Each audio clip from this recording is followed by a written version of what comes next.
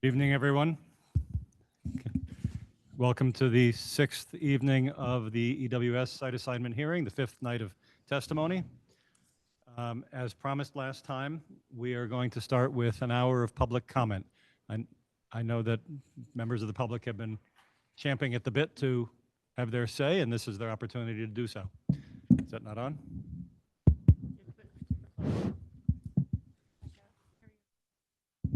Okay. All right, is this better? Okay, thanks. So we'll just start right off with the public comment. So people who are commenting, who are here in person, will go to the lectern.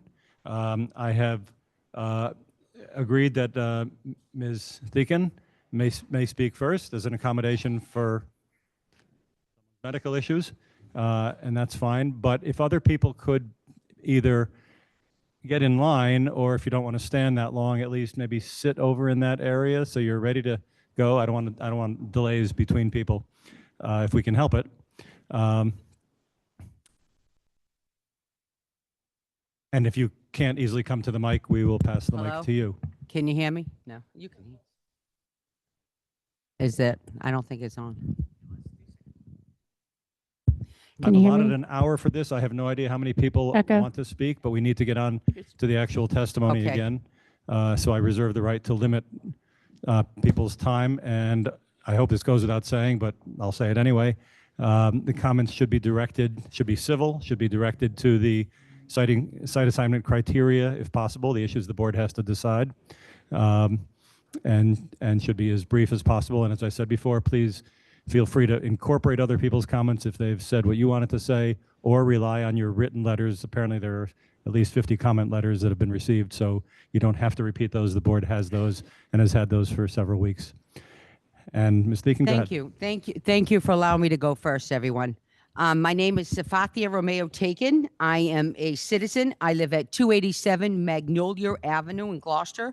And where do I begin? Some of my comments people are not going to like on either side.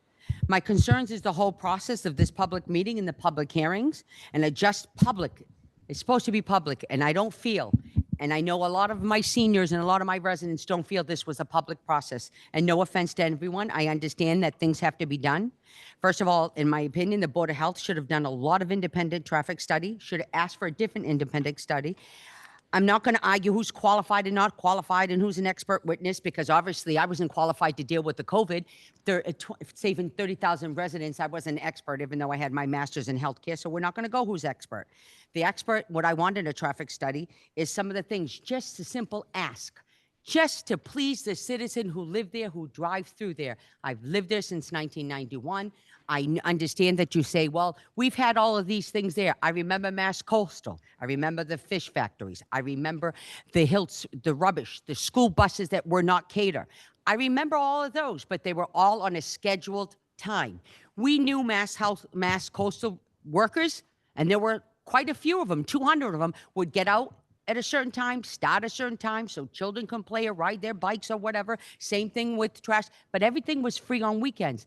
But there's one thing that no one, and I'm sure they've asked, but no one's even can take consideration, because they always say a traffic study is done at an intersection. Well, let me tell you something. You had an expertise witness that said lights. I don't know what he's looking at UFOs or maybe the northern lights. There's no lights going in or out of that underpass at all. So I don't know where he got that information from. Second of all, flooding. No one has asked the DPW how many floods we've received in the past 5 years that we had to reroute that area, that you couldn't go through that underpass. I couldn't go through. You had to back up. The guy next to us was freaking out because we're using his driveway to back out. Didn't want no one in his yard. There's no way to back up and turn around. And I don't know which way they were going. There's no one saying detour here, detour there, who was going back to Concord Street, who was going to Essex Ave, going to Weston. So we need to take that in consideration. You need to take that in consideration because it floods frequently, even in the summer. Please take a lot of things in consideration that we're not taking into consideration. And when they said that only 2 accidents in 10 years, not everyone reports their accidents.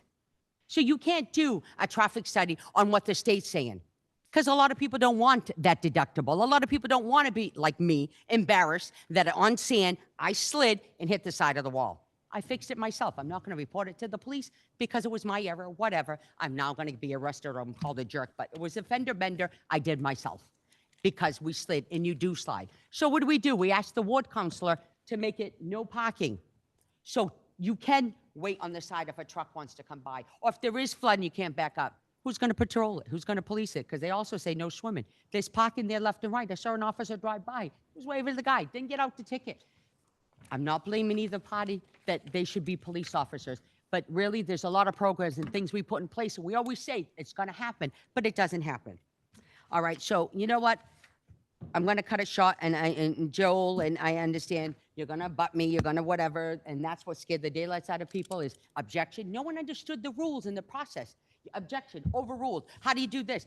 The Board of Health from Manchester was overruled. She's going, well, I just need to ask questions. When we weren't friendly to our other communities?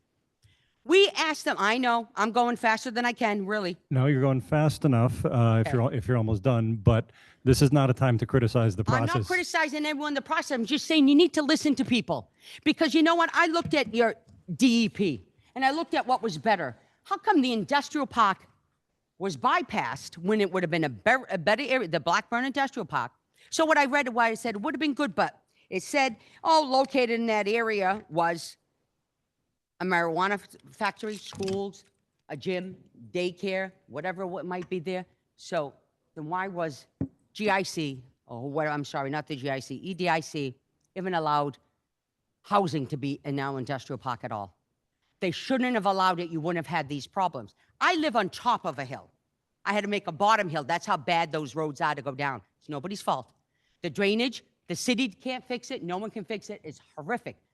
But I'll tell you something right now. I'm going to ask you to wrap I know up. you're going to ask me to stop. You have to consider, you consider a marijuana factory, all these other factories, but not residential, not our children, who on weekends, on summer, you have bike rides. You took it away from stage 4, and now you have the 20K riders or bikers going all around Magnolia Ave, all around everything else. But we don't take that in consideration. I thought humans were supposed to be first in consideration. Not marijuana factories, not a gym, not everything else, but humans.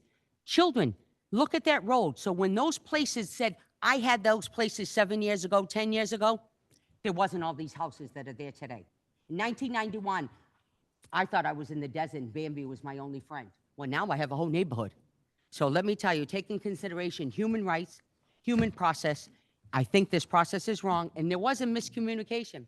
Because a lot of people, I'm hoping they're listening, think that you two gentlemen were hired by the other opponents. No, they were paid. You were hired by the Board of Health, picked by Gloucester, but paid by them. There's so much miscommunication out there that people are afraid. Thank you. Have a good day. Goodbye. Let's go, Ann Margaret's mom. I just want to say two things. One is I'm not taking anything into consideration. The board is going to decide this. Exactly. That's number one. Thank you.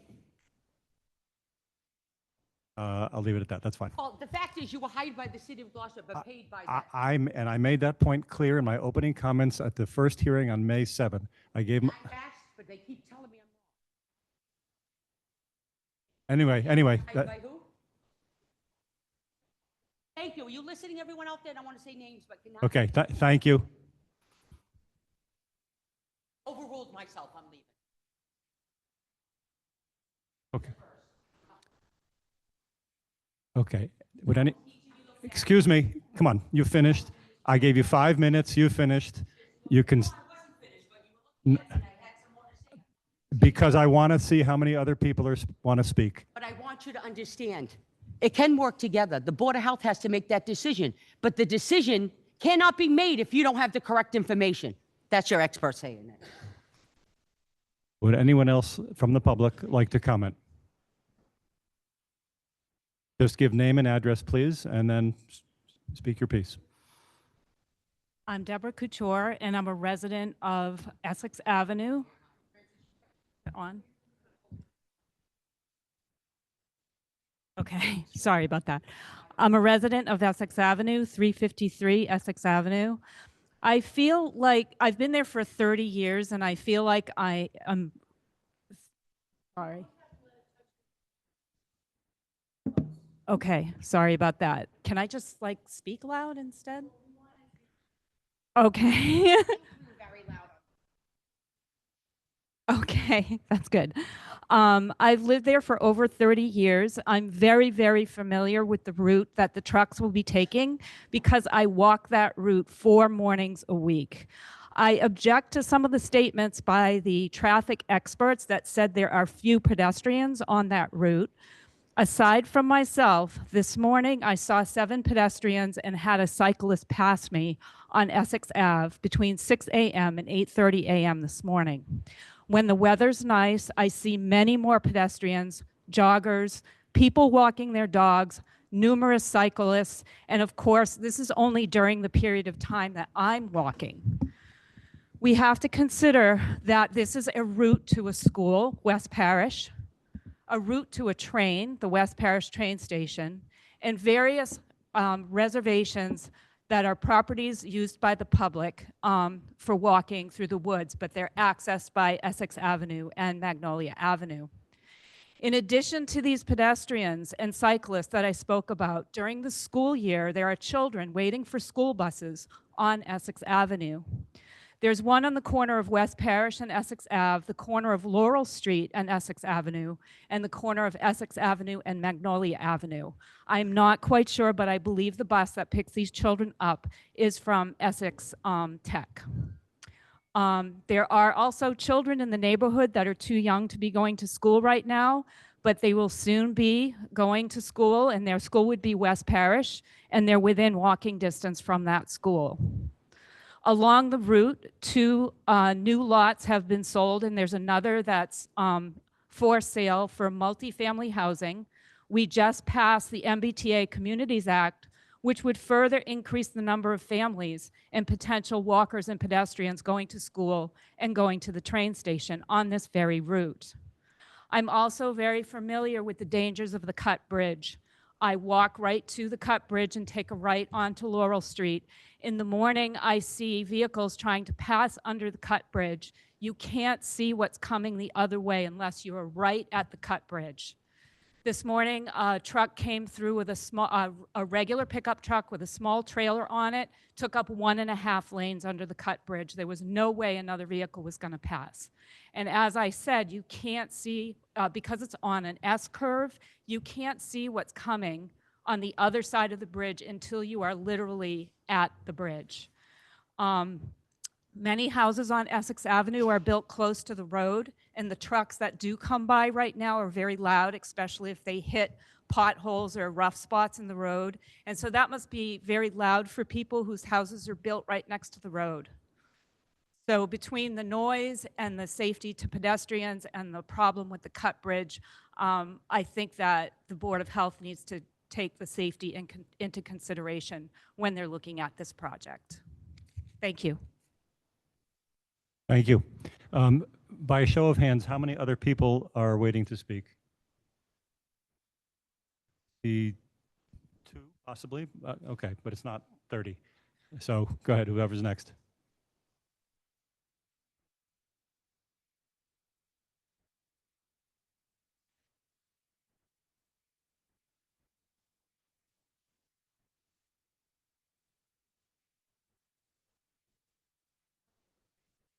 My name is Judy Rose. I live at 17 Landing Road. So I drive back and forth on Essex Ave and Magnolia Ave every day. And the following statements represent my personal concerns of how damage to public health, safety, and the environment will be at issue due to the proposed facility. Gloucester does need a place for Cape Ann residents to manage waste. However, it is unsettling for the facility to have yet determined or identified what population will have access to the site and have only identified it as residents. The additional heavy truck traffic will further exacerbate the safety concerns that currently exist for pedestrians, cyclists, and drivers on Magnolia Ave and Essex Ave.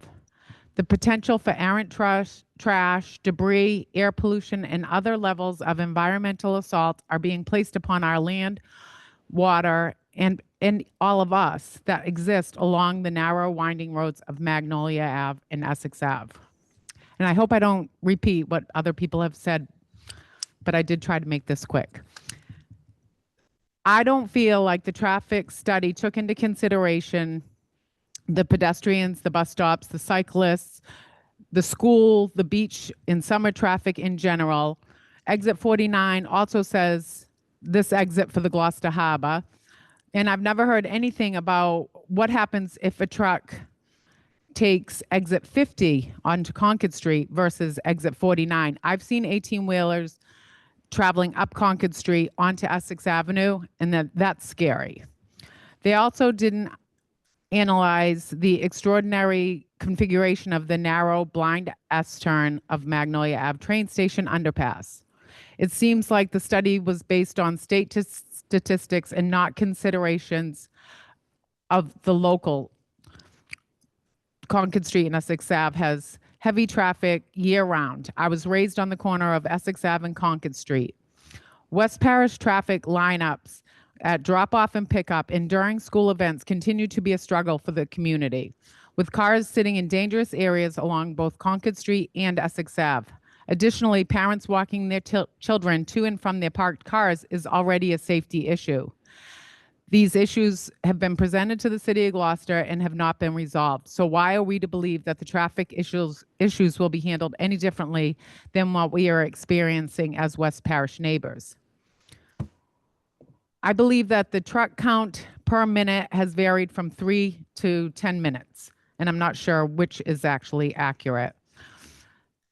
The final traffic expert disclosed during his testimony that further studies should be done, and I agree. In the spirit of public safety, sufficient information has not been presented for a decision on public safety to be made.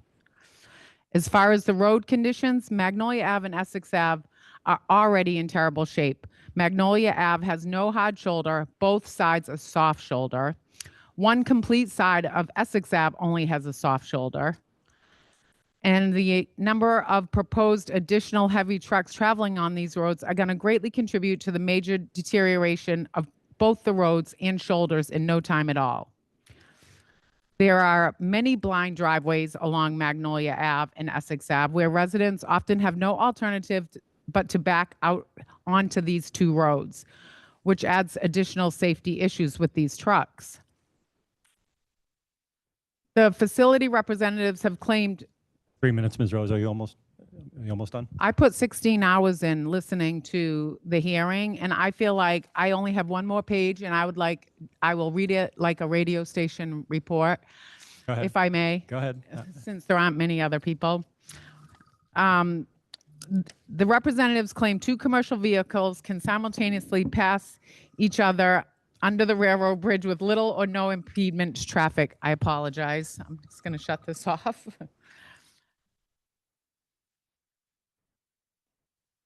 Given that it's 22 feet wide and combined with the angle of approach, a site visit or engineered drawings to verify this testimony is imperative. With perfect weather, Magnolia Ave train underpass with its poor road design with blind access points, a steep grade, and the added heavy traffic numbers presents concern for public safety. Then add driving rain, snow, and black ice. The potential of accidents increases substantially. There is a pattern of significant trash being dumped along Magnolia Avenue and Essex Avenue, and it's a genuine concern of mine that the issue will only worsen because of the errant debris falling from the trucks, whether they're covered or not. The facility reps have indicated they'll keep the property clean, but who's going to keep the routes clean? I suspect that neither the city nor the state will do it since they don't do it now. 2 other points, and I'm done. The wastewater. The runoff water from the proposed facility will run into a drain, which is proposed to have a filter, which we have not been privy to the specifics of this filter. But the problem is that the water then runs directly into the wetlands across from the facility. Those wetlands connect to the Lily Pond, which runs into the Little River, which runs into the ocean. I live on and swim in the Little River every day, and I'm concerned about potential health issues resulting from polluted waters. And remember, the Edelweiss finally came back to migrate after 30 years, and they travel up the Little River to the Lily Pond. The restrictions for those of us that are living on wetlands are stringent and heavily enforced. How does the city consider the approval of a facility such as this with the potential it represents for a myriad of pollutants seeping into the vital water areas and tables, as well as onto the roadways and into the general environment, when the city claims to be an exceptional environmental steward? The facility proposes an underground holding tank for collection of the misting water, and they have no plans for ground testing to verify that the tanks aren't leaking. Instead, they claim they will put a camera down for inspection, and a camera will not properly prove there is no leakage into the soil. My last point is the air quality. During the hearing, I requested detailed drawings of the dust mitigation system they plan to utilize, but those plans have not been made available for review. I consulted with an engineer who specializes in dust collection systems, and he's willing to quantify the effectiveness of their design. Given the materials that they're working with, insulation particles and dust, I'm concerned with the distribution of these particles into the environment. Whether the proposed dust control system works has yet to be quantified. And again, until the system is reviewed, there is no level of certainty that there are no health risks for us or our environment. So I think it's premature to conclude that the facility has no potential to health risks at this time. I'm concluding by adding, what if their proposed traffic system doesn't work? Who will be monitoring this, and who will be left up? Sorry. Will the police be monitoring this, or is it being left to the neighboring businesses and residents? What if the water control system is emitting pollutants into our water? Will the conservation department be monitoring this, or is it going to be left to the concerned citizens of our community? What if the dust collection system doesn't work and they're emitting pollutants into the air we breathe? Will the health department be monitoring this? Who is guaranteeing us that these safety issues are in and remain in compliance? If it's found that the site is not in compliance with any of these issues, who shuts the facility down? Who ensures the facility does not reopen until further measures are in place and are tested? Thank you for the opportunity to go over. I appreciate it. Thank you very much. Maybe you do have a career in radio. Say that again? Maybe you do have a career in radio. Thank you. Anyone else?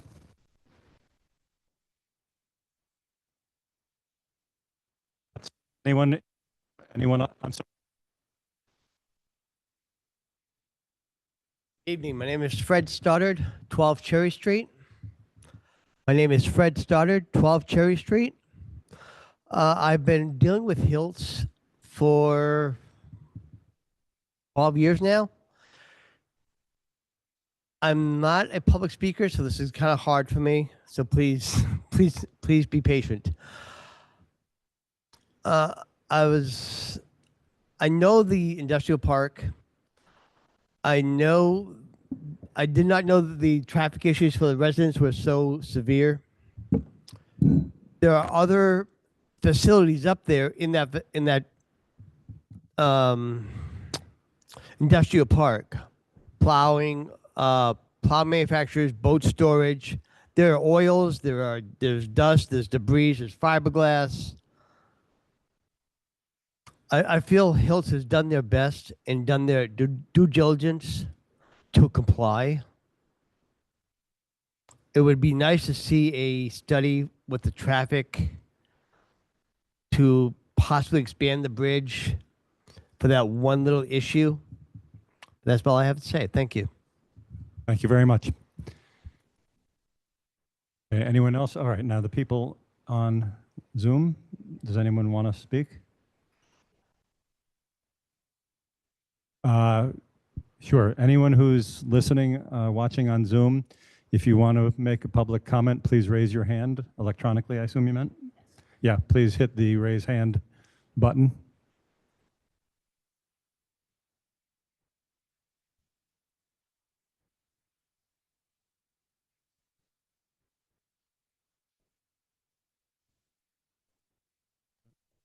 What's that? Okay. All right. Then that concludes the public comment as far as I know. The temperature in the room, we had it turned down figuring it was going to get warm, but if it's too cold or if it's too cold for anyone, we can turn it back up a little. I think it's 66. I think both thermostats are at 66, so we can adjust.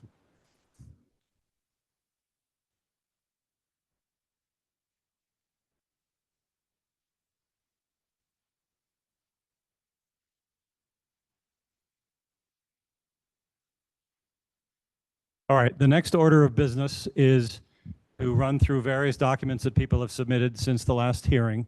and admit them in evidence and give them a number, or not admit them in evidence, as the case may be. I have a whole list of things, so I'm going to need all counsel to and interveners to follow along here. On the 29th of May, there was a joint motion by EWS and the board to submit 7 exhibits that had been submitted to DEP. So as part of the record below, those two parties asked for 7 exhibits to be admitted. I set out a deadline of yesterday at 5 o'clock for any opposition. I did not receive any opposition, and so those 7 will be admitted. I'm not sure what order we'll give them. We may work that out at the break, but those will be exhibits 14 through 20.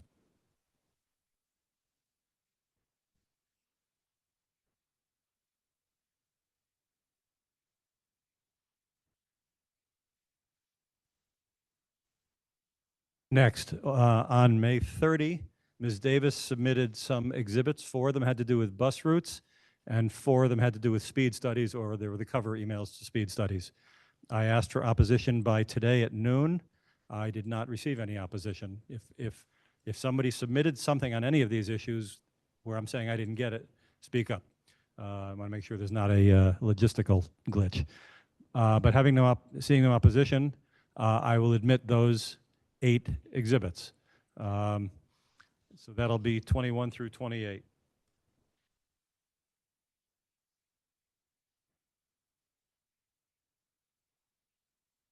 Also on May 30, Ms. Hansberry is... Ms. Hansberry submitted really 3 things. One is a memorandum about a breach of the Beaver Dam. One is a photo.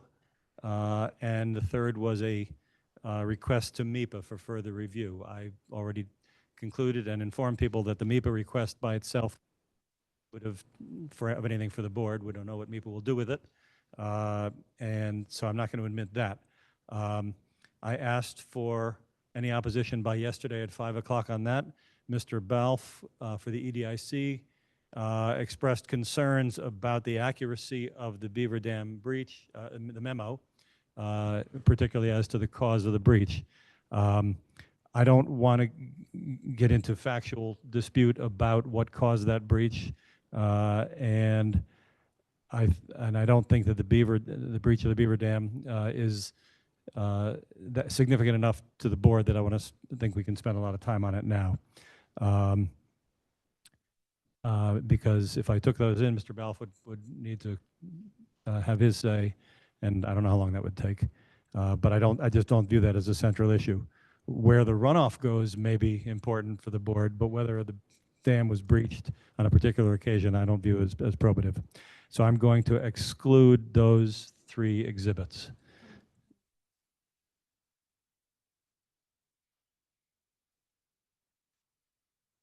Sure, if anybody has a question about my decisions here, sure, speak up or ask questions. Those will be, we'll identify those as exhibits A through C for identification. And the reason exhibits that are not admitted in evidence are given an identification number is if anyone should appeal this decision, as unlikely as that might sound, if anyone does appeal and they challenge that ruling of mine, which they're free to do, they need to be able to tell the court what exhibit we're talking about. So we'll mark those 3 for ID. Give me a second, Ms. Hansberry.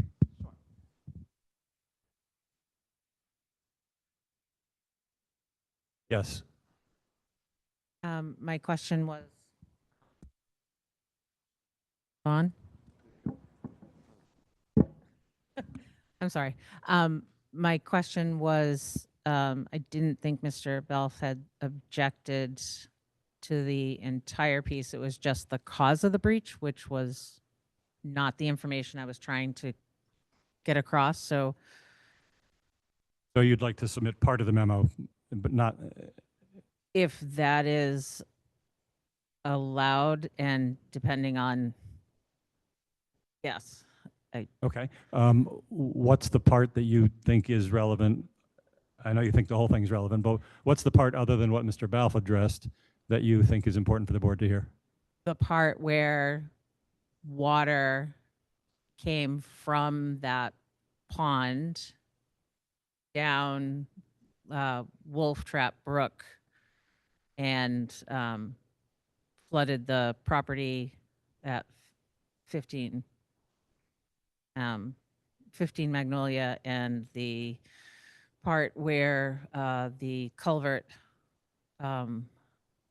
was filled at under overledge.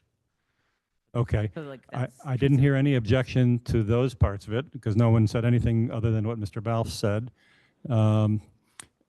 And so I'll admit those parts of it. Now we have to do what's called redaction. You want to cross out or black out the parts that I'm not admitting. So between tonight's hearing and tomorrow's hearing, we'll figure out what parts you want in and we'll have an appropriate document for the board. okay. I will get that to you tomorrow morning. Thank you. Okay, so if you can just Black out. black what- out anything having to do with causation of the breach, of the Beaver Dam breach, and Yes. I'll allow the rest of it. Thank you. And the pictures go with it, I assume.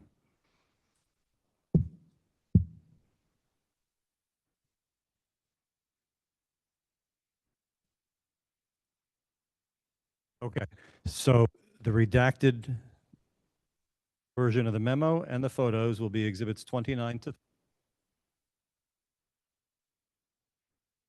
exhibit A for identification, since we now only have one excluded document. Next, Mr. Nestor on today referred back to the 6 documents that he had first submitted on May 12. And since I just got that today, I didn't set a deadline for opposition or for objection to those documents. Does anyone object to the 6 documents? And if you need a list of them, we'll call out the list, but I think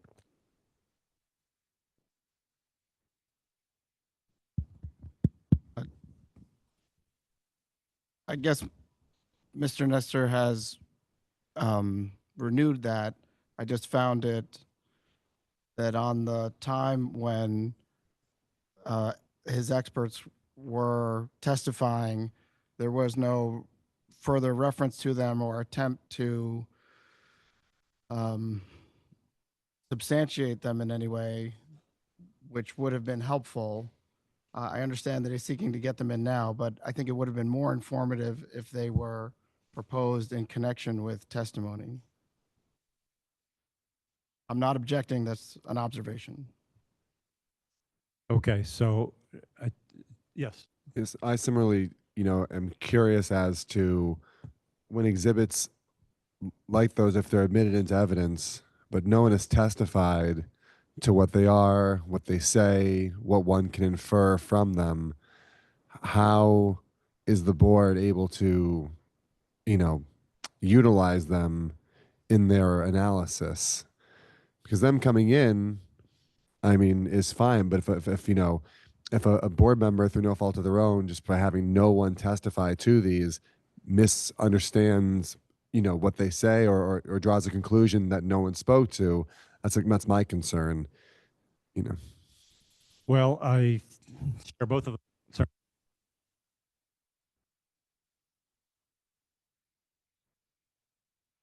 Hear me? Can you hear me now? Can you hear me now? Just for the record, one of the exhibits that there's objecting to was brought in by Kylie, and you've accepted it without opposition, which is a speed analysis.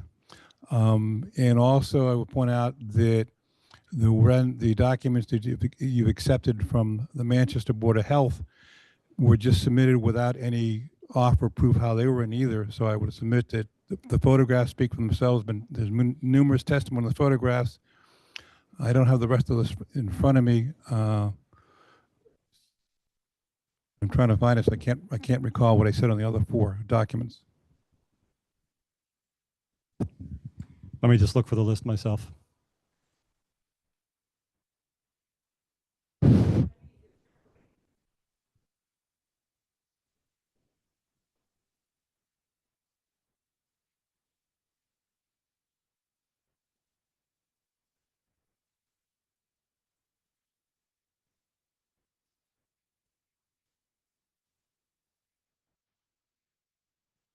All right. If we all shut off the mic unless you're speaking, because this works, but you have to.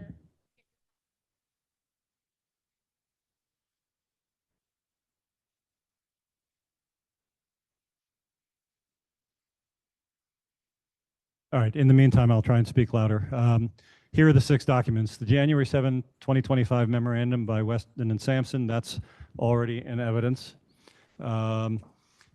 A May 4 speed view analysis report, 8 photographs, May 5 memorandum from the Manchester Board of Health, May 1, 25 memo from the Gloucester Conservation Commission, and a 5/7/25 memorandum from Mr. Ferrara. The photographs I don't have a problem with, although I don't know that people will know where they are, but if they're of the underpass or some familiar place, people will. I will withdraw the Manchester Board of Health because that's already been addressed by the Manchester Board of Health rep, and I'll withdraw the Conservation Commission. Okay.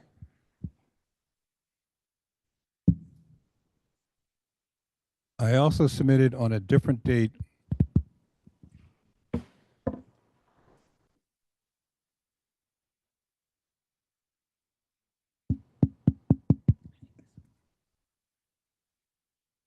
I also submitted on a separate date the DEP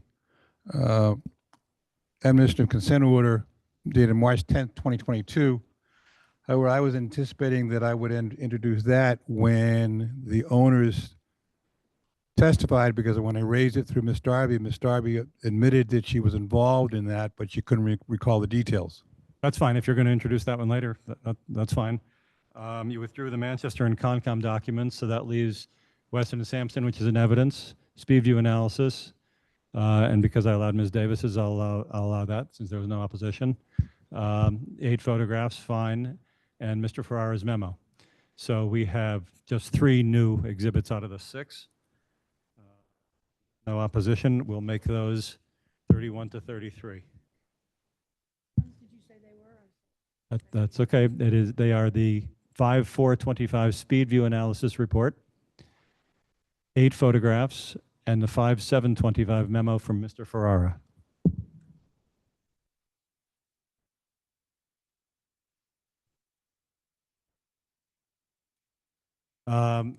Next, we have submitted today by Ms. Hansberry an affidavit regarding the dam. Mr. Favaza objected to that for EWS. It is difficult to avoid prejudice submitting an affidavit from somebody who's not here. And in fact, anybody who testifying as that witness, Mr. Dam, needs to be subject to cross-examination. Sorry, I'm getting a signal that you can't hear me. No, I appreciate your telling me. Anybody who testifies needs to be available for cross-examination. So I can't really take in an affidavit, especially one submitted at this point in the hearing on a new matter where that witness is not available for cross. That affidavit's been objected to by EWS, and so I'm going to exclude that document. That will be numbered or lettered B for identification. All the exhibits and all the exhibits for identification, they'll be on the final exhibit list when I compile that at the end of the hearing.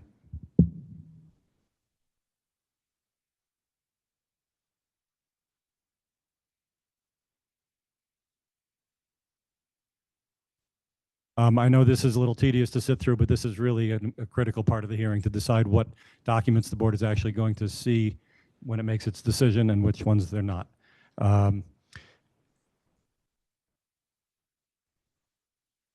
Is Mr. Ames testifying or just Mr. McCormick? Just Mr. McCormick. All right. Mr. Ames's pre-filed direct testimony is Exhibit 7, so I actually need to strike that from the record since he's not testifying, and you're just relying on Mr. McCormick.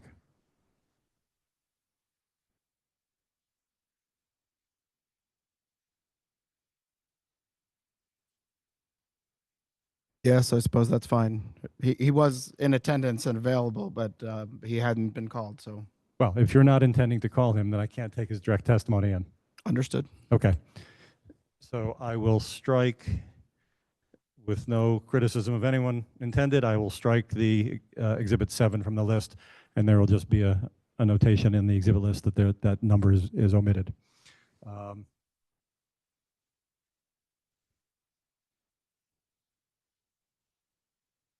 No, it's yeah, pre-filed testimony. Yeah, I don't think I need to.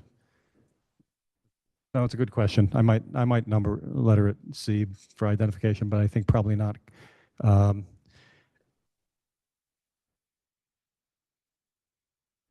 right. The other exhibits, Weston and Sampson memos, in particular, a pair of them were attached to Mr. McCormick's pre-filed direct and Mr. Ames and Mr. Osler's. And so those come in as part of those exhibit numbers. So the Weston and Sampson memos are part of Exhibit 6. I didn't label them 6A and 6B or whatever. They're just part of 6. But everybody should have those. That's what I've got for exhibits, other than what people intend to offer and haven't done so yet. Any other exhibits that I should be considering? Excuse me, so Mike Hale submitted pre-filed direct and he'll address that tomorrow night. So should that be numbered for identification purposes at this point? No, Mr. Hale's exhibit, it's Exhibit 9, his affidavit. Okay. It has been since he submitted it, so that's fine. And yes, he'll be here tomorrow night. I understand, and that's fine. Yes, thank you. Okay, anything else? There've been a lot of, yes.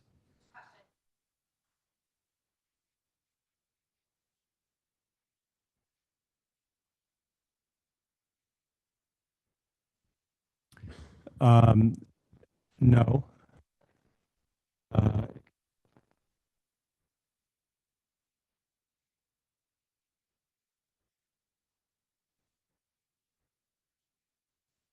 All right. That's it for the documents. I will update the list as I said. I hope to have that available for tomorrow night to avoid confusion and to let people refer to things in their closing arguments if they need to. With that, I think we're turning to Mr. McCormick. And on that, Art, just a quick question. He does have a portion of his testimony that is on traffic, and then he has other testimony on other site criteria. Do you have a preference? Should I just go through with Mr. McCormick for all issues? Would you like traffic and then cross-examination and then return to Mr. McCormick for the other issues? How? Traffic is a portion, but it's probably not a third. There are 2/3 on other issues.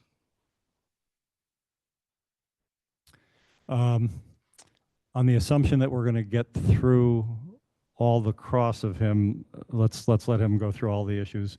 Then people can cross-examine him on all the issues. I think that's more efficient. That's fine. Yeah, I think so. It doesn't put everything quite in one place for the board, but the board's smart enough to deal with that. Go ahead. Great. So we'll call Brian McCormick.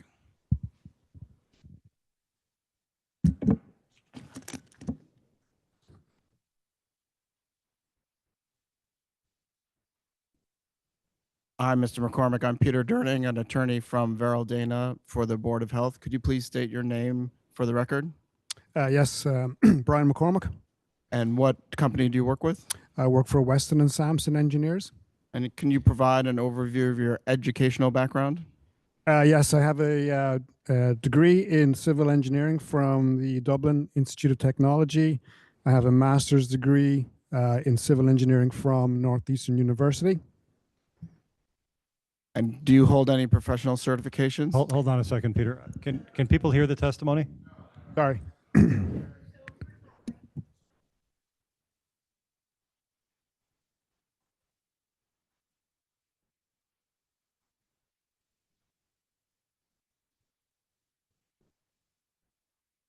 Okay.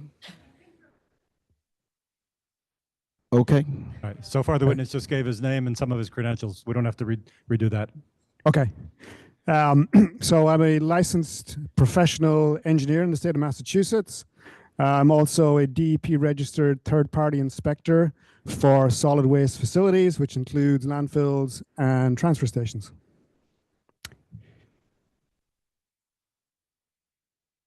And Mr. McCormick, are you familiar with the applicant's traffic impact and access study performed by Tetra Tech? Yes, I am. Do you recall the estimate of the additional average daily trips that the applicant reports it will receive at the proposed facility? Yes, the figure is 136 ADT. To your knowledge, does this number of additional average daily trips include any improvements to the facility that may be associated with the co-located recycling operation? The facility design incorporates a traffic flow and queuing aspects of the facility that, based on our review, accommodate the anticipated ADT for the facility. We also understand the existing traffic from the recycling operation in terms of larger vehicles is pretty small. I think it's 12 tons per day, I believe. So that would have relatively negligible impact on the overall circulation and traffic management in the facility. Keep your voice up if you would at the end of your statements. In your testimony, you note that the 136 additional average daily trips was determined using an average container weight of 4.97 tons. Is that correct? That's correct. Do you know the derivation of this average container weight? The derivation is based on scale readings from a facility, I believe owned by the proponent in the New York tri-state area. It's scale data over several days, I believe 6 days, possibly a week. And the average is taken of the tonnages for each day. And the average that you mentioned of 4.97 is derived from that calculation. Do you have any concerns regarding the accuracy of the estimated average container weight and its influence on the determination of the additional average daily trips at this proposed facility? No, we had initial comments on the first site suitability application where we felt the truck weighting was heavily favored towards larger container sizes. In this case, 40 cubic yard containers. What is more typical for, we'll say, smaller commercial, residential, rehab type projects would be a 25 cubic yard container. The calculation that they've presented, the 4.97, corresponds fairly conservatively with the weight anticipated from a 25 cubic yard container. Therefore, we were satisfied that the calculation is in line with what we have used, for example, in our designs. Do you recall how many pickup trucks the applicant included in the estimate of 136 average daily trips? Yes, 10.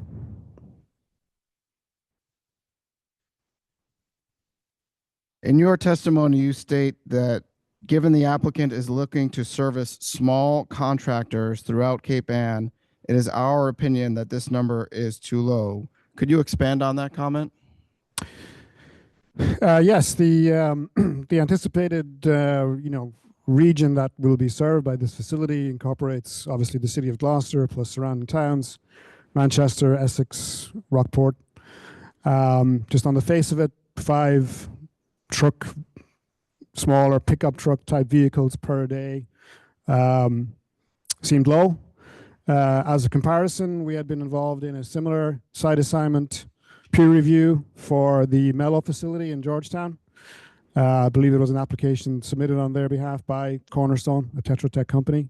We did look back at some of the information provided as part of that submission.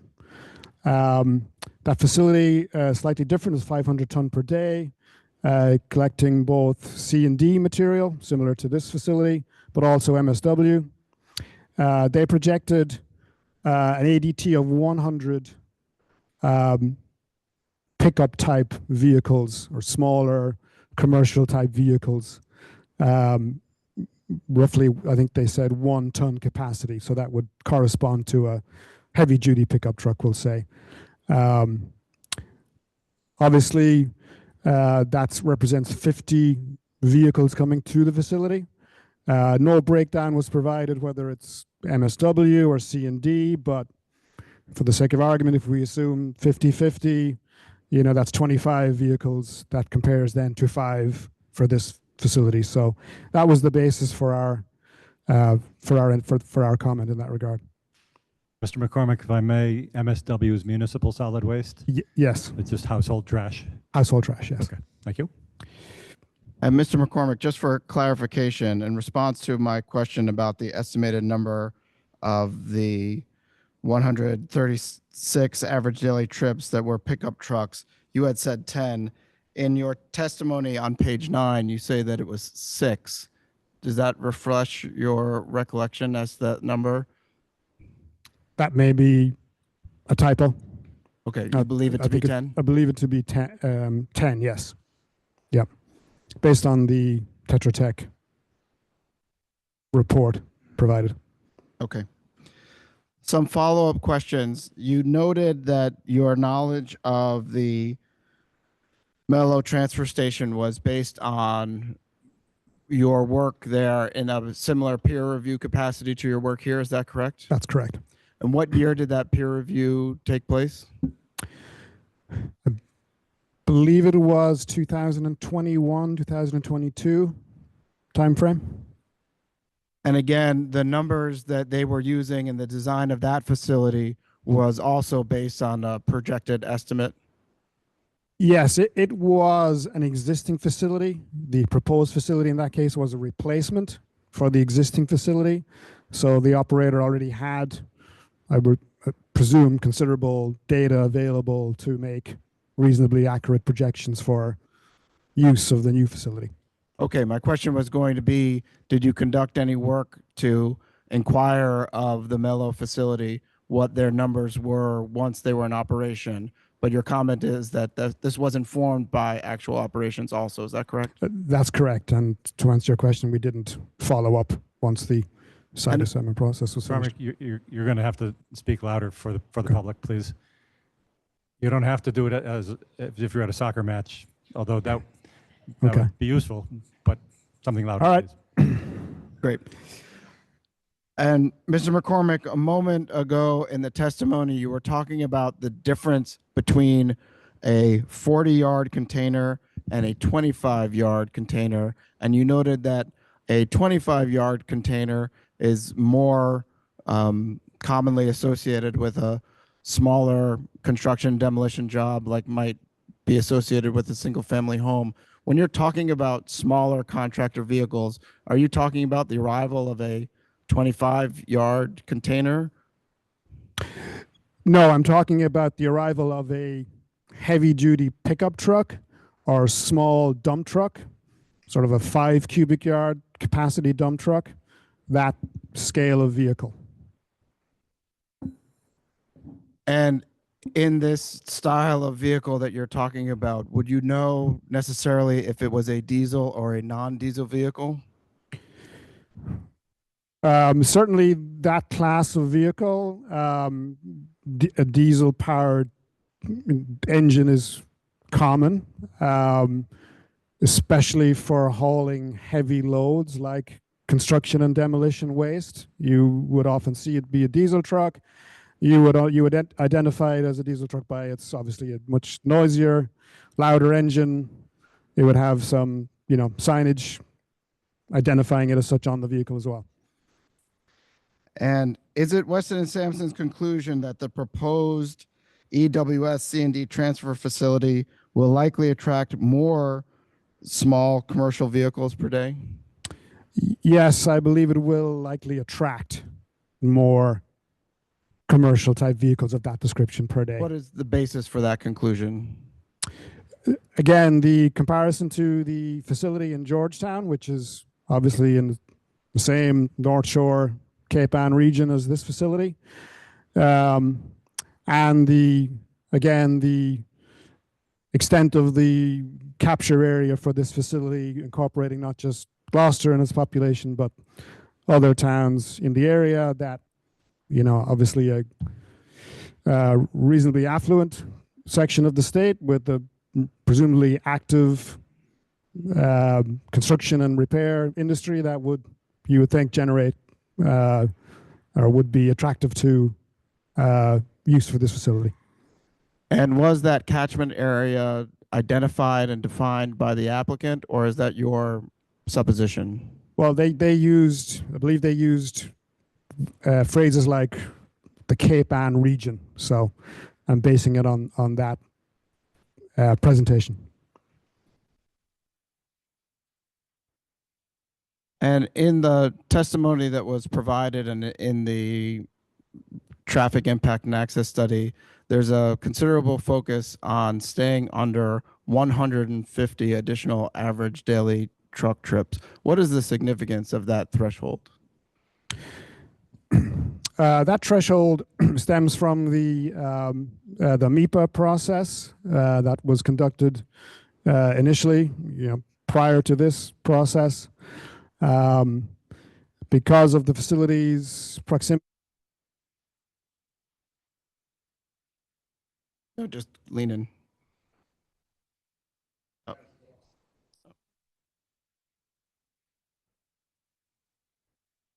How's that? Okay. Because of its proximity to an environmental justice community, the 150 ADT for diesel vehicles is applicable. I think to answer your question, I think that is why it's relevant. And what would happen in the future if the facility exceeds 150 average daily truck trips?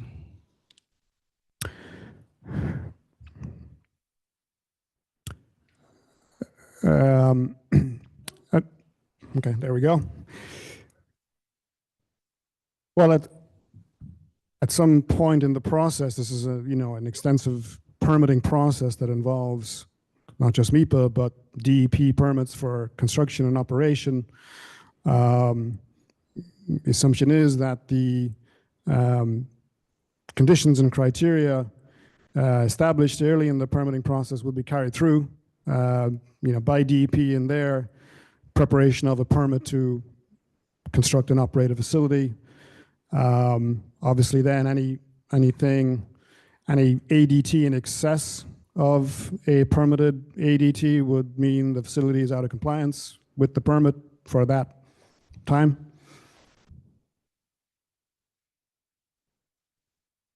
Does Weston and Sampson have any recommendation for a condition that could ensure the facility stays under 150 average daily truck trips? I think a condition that the applicant hold to the ADT presented in their application as the permitting process continues would be one suggested condition. And if they were exceeding it in the course of daily operations, what could or should the facility do, and could that be made a condition? Yes, the facility obviously will be able to have a real-time count of vehicles crossing the scale using the facility. Operational protocols could be instituted to cease further receipt of vehicles once the ADT for that day has been reached, inform their customers, signage, turning away at the scale. I'm sure there are a number of operational approaches to manage that. And Mr. McCormick, what other impact could there be at the facility if the traffic mix included more small, say less than 1 ton capacity vehicles? Well, a less than 1 ton capacity vehicle is obviously hauling approximately 1/5 the tonnage that a roll-off, 25-yard roll-off container would haul. So that equates to, 5 smaller vehicles replacing 1 larger vehicle in the queuing for the scale and the use of the facility. So that if the mix of vehicles was weighted more towards smaller vehicles, you would have more vehicles coming to the facility on any given day at any given time. That would obviously impact the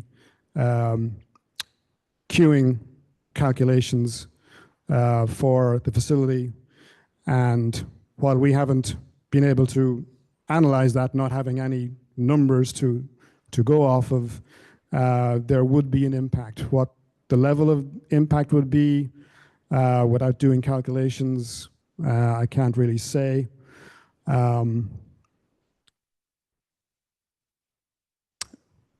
But would you have a concern with respect to queuing on the site if there was an increased number of smaller vehicles? Yes, the level of increase, depending on the level of increase, that would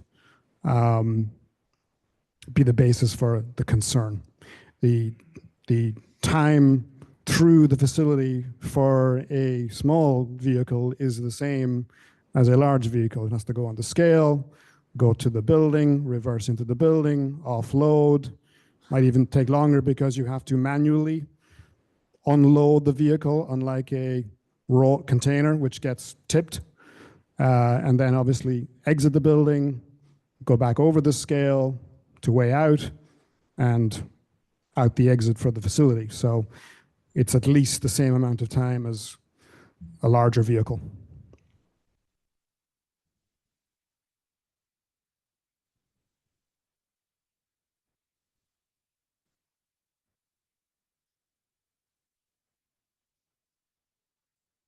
And in your testimony, you had a reference to drawing 4, which you included as Exhibit 4 in your pre-filed testimony.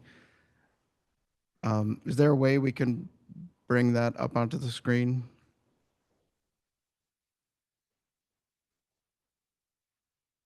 Yes. It's also slide 19 from the Tetra Tech slide deck, if that's any easier. Okay, great, okay. And Mr. McCormick, you were just talking about queuing on the interior of the facility. Is there any concern about the impact of any increased number of trucks that would have on the queuing on Kondelin Road itself?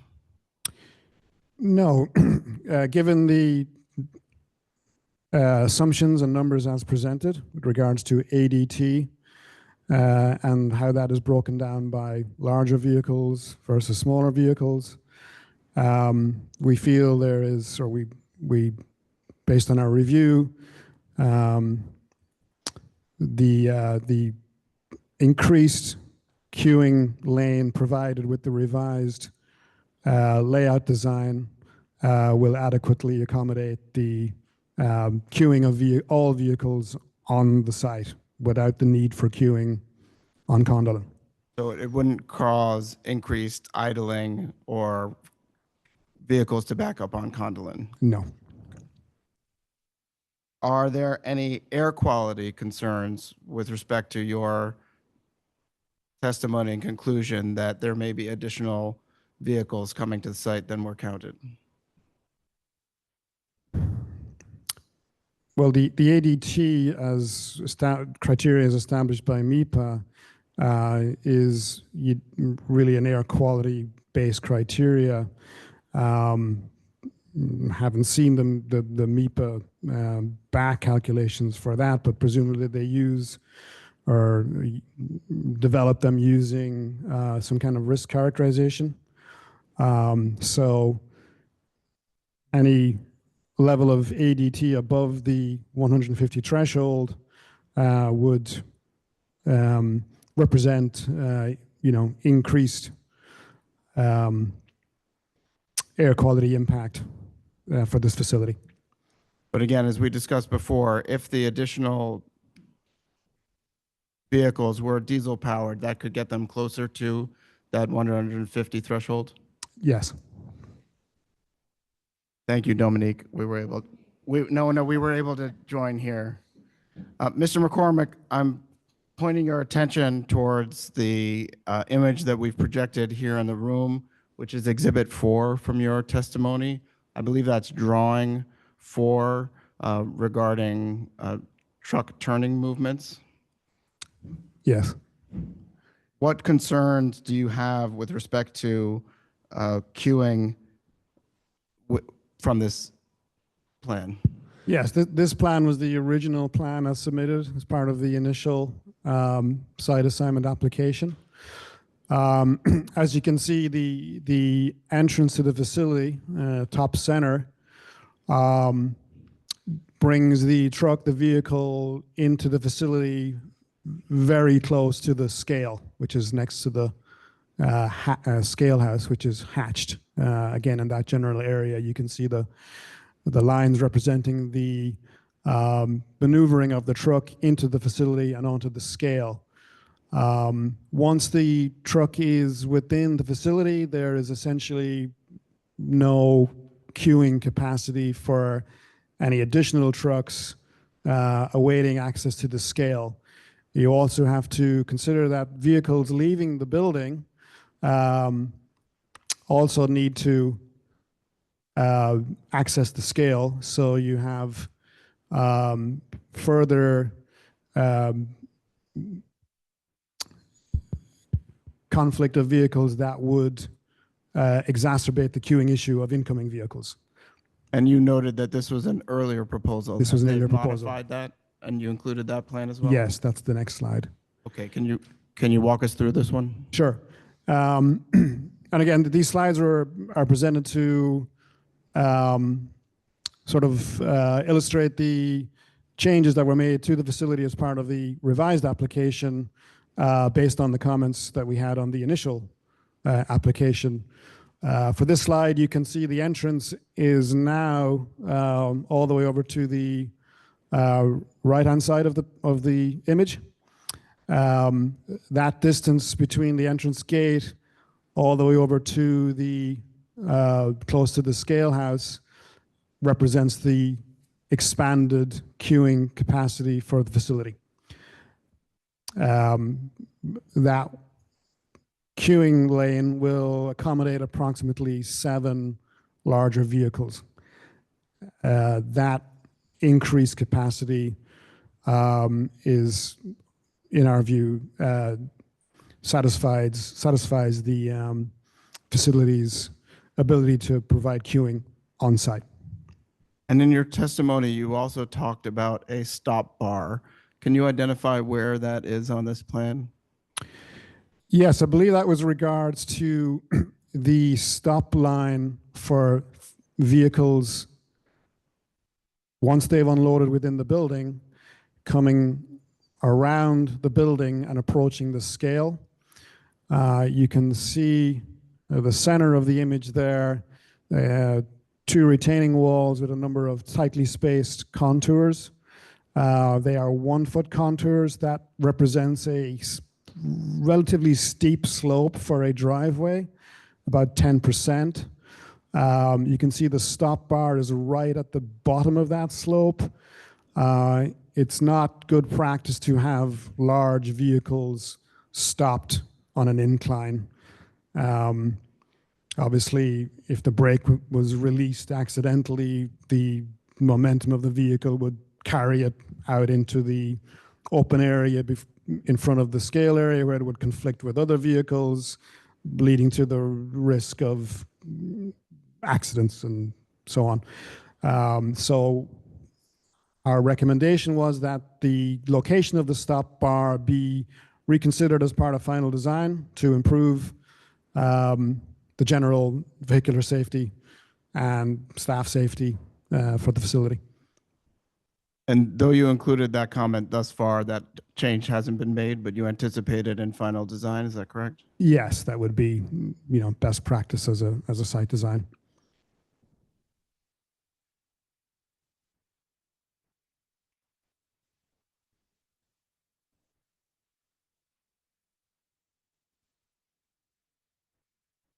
Mr. McCormick, shifting to some other areas of your testimony with respect to, did Weston and Sampson make any observations or recommendations with respect to the presence of private wells at 24 and 25 Kondelin Road? As part of our evaluation of that response to that criteria, we review the information provided by the applicant, which included correspondence with the Board of Health and with owners of the properties of the wells at 24 and 25, which it's the same owner as this facility under review. And in your testimony, you note that Weston and Sampson recommends that the city assign a condition that the applicant will not use the wells located at 24 Kondelin Road and 25 Kondelin Road as a drinking water source. Is that correct? That's correct, yes. And what is the benefit of that condition? Well, it ensures long-term that the criteria for site assignment, which includes an offset distance from private wells used for drinking water, is maintained. And did Weston and Sampson review issues related to the presence of a private well at 23 Kondelin Road? Yes, we reviewed the correspondence regarding that well. And did you come to any conclusion regarding that? The information provided, well, first of all, it wasn't 100% clear that the well at number 23 wasn't actually, per the records, the well at number 25. The applicant testified that they performed a site visit to find the well. They were not able to find the well at number 23, or a well at number 23. And thirdly, the property owner indicated that the property is served by City of Gloucester Public Water Supply.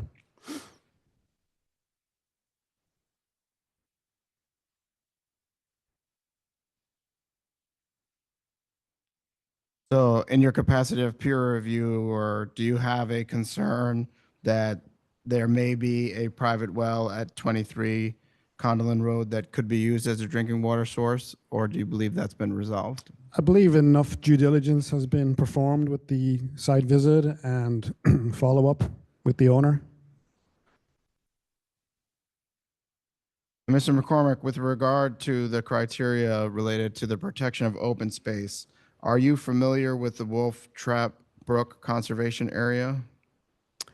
Yes, the Wolf Trap Conservation Area is located approximately 900 feet from the property.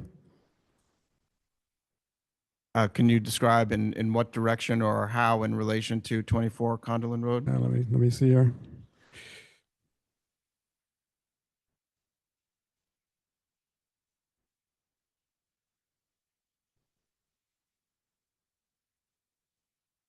The direction of Wolf Trap Brook Conservation Area is to the southwest of the site. And in your testimony, you concluded that, quote, "It is unlikely that the proposed site operations will have an adverse impact on the conservation area." What was the basis for that conclusion? Well, the concern there would be nuisance impacts like wind-blown litter, debris leaving the site and getting carried, into the conservation area, and obviously impacting it in that regard. The facility, as described in the applicant's site suitability report, will handle all material received inside the building. All unloading, handling, and transfer of material into the transfer trailers will take place inside the fully enclosed building. They've stated that doors will be closed to the maximum extent possible. We also understand the facility will include fencing to catch wind-blown litter, and operationally regular site cleanup activities to handpick litter and flying debris from the facility. So all those are typical best practices for these facilities, and assuming they're properly complied with, they would be adequate to ensure the conservation area would be protected from nuisance conditions. And did Weston and Sampson investigate the potential for any stormwater impacts from the proposed site to the Wolf Trap Brook Conservation Area? No, our analysis for stormwater included review of the applicant's description of the stormwater management system that would conceptually be implemented here. The plans as provided are not design plans for a stormwater management system. The site, should it continue through permitting, would require order of conditions from City of Gloucester Concom. That's the permit where, you know, stormwater management and a suitable system for containing, collecting, treating stormwater is designed for a site like this. So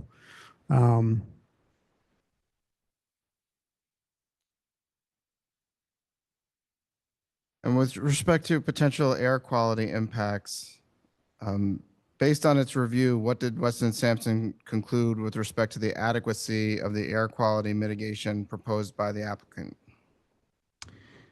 the applicant, as part of their initial submission, provided a summary description of a atomized misting system to be installed inside the building to control the chief airborne contaminant from handling of C&D material.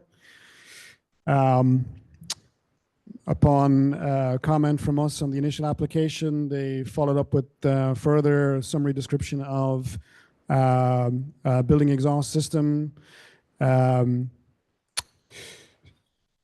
equipped with filtration devices, and that those two elements are typical for control of dust emissions from a C&D processing building.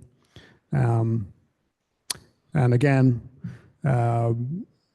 during facility design, details of those systems would be typically provided for DEP and peer review.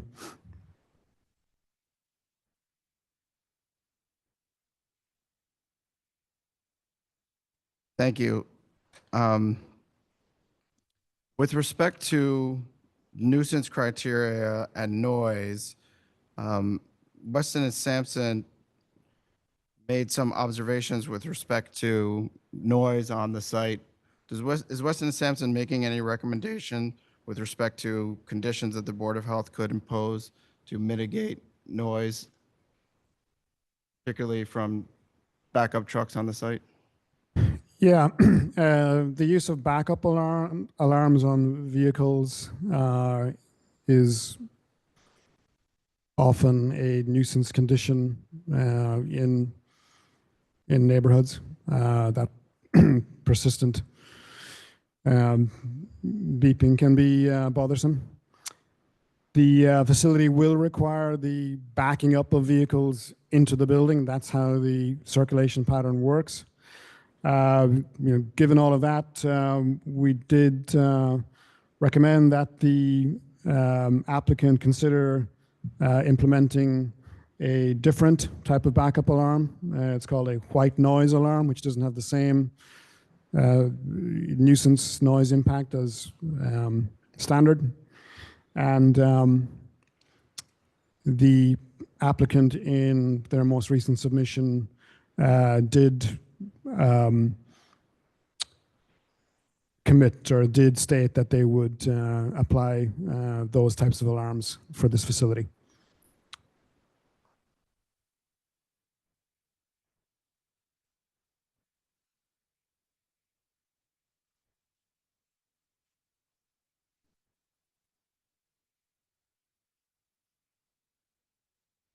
With respect to the nuisance condition of litter,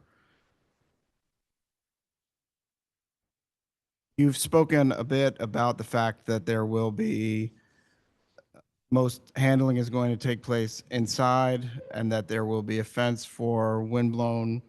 But there has been a concern about vehicles that will come to the site without covers. Did Weston and Sampson review and address that? Yes, we did. We made statements that the use of the facility by smaller contractors, DIY type homeowners, using open backed pickup trucks, that with that type of delivery, there's a concern with wind-blown debris flying off the back of the vehicle as it transits to the facility.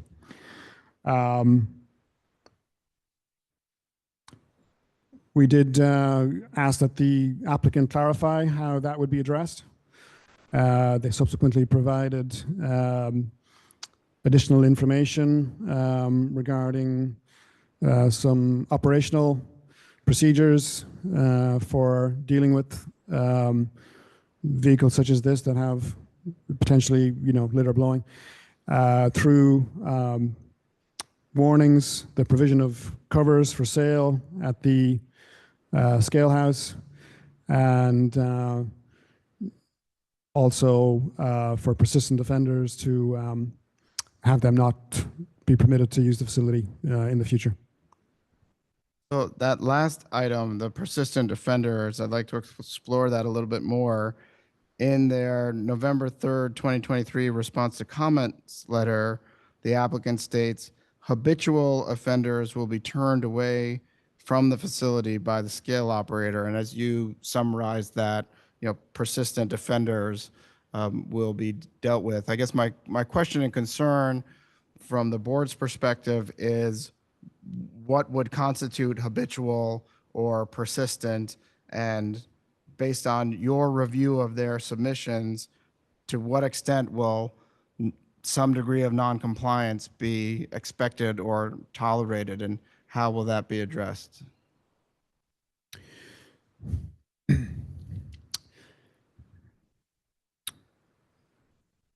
think typically for facilities like this, receives material from active contractors in the region, there will be a level of familiarity for the operators with contractors bringing their vehicles to the facility. But I think would, lend itself to communication with that contractor in terms of making sure it comes covered. If the first time around, no, then, notification, verbal or otherwise, is provided that it needs to come covered, subsequent visits. And so there's that way of tracking behavior.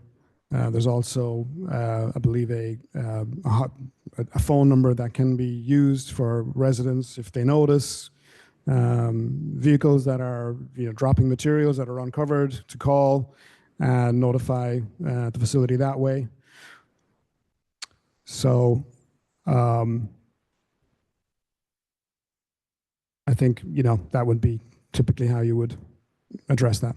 Okay, again, but from the board's perspective, do they have to anticipate that they might need to condition this facility because there's going to be some expectation of some level of litter from some amount of uncovered trucks coming to the facility?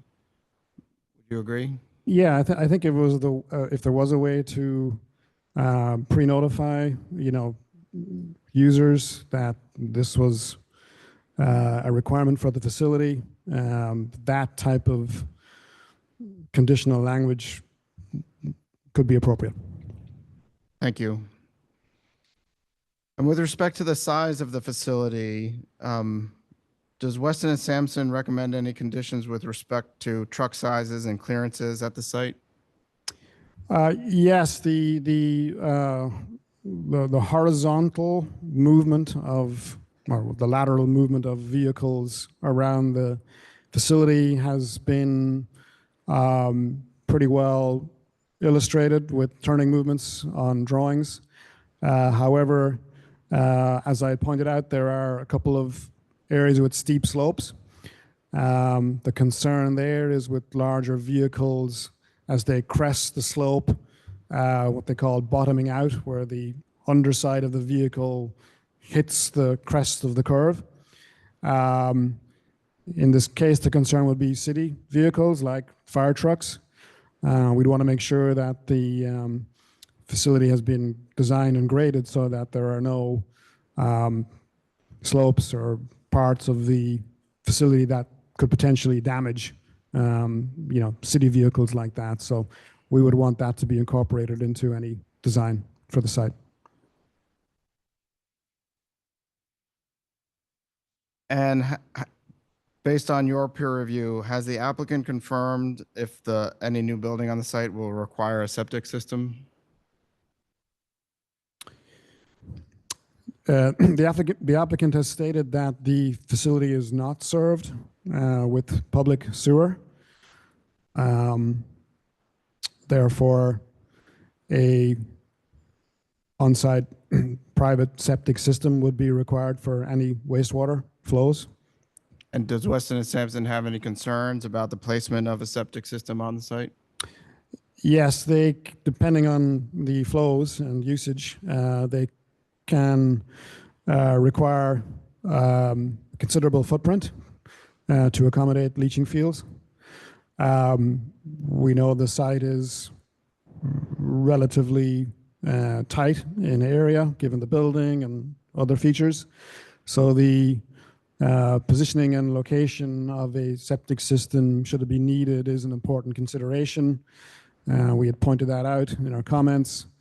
I believe the applicant indicated that there was space over by the administration building.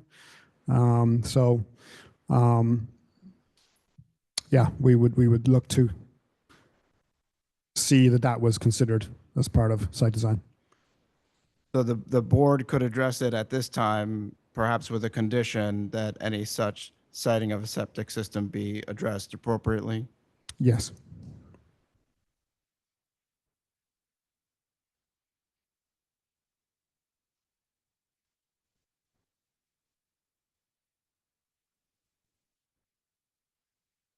And Mr. McCormick, I'd also like to talk about your section on sources of contamination and pollution. There's been some testimony about leachate system that will collect waters either from misting or other discharges inside the building. Can you just talk a little bit about how that system will work?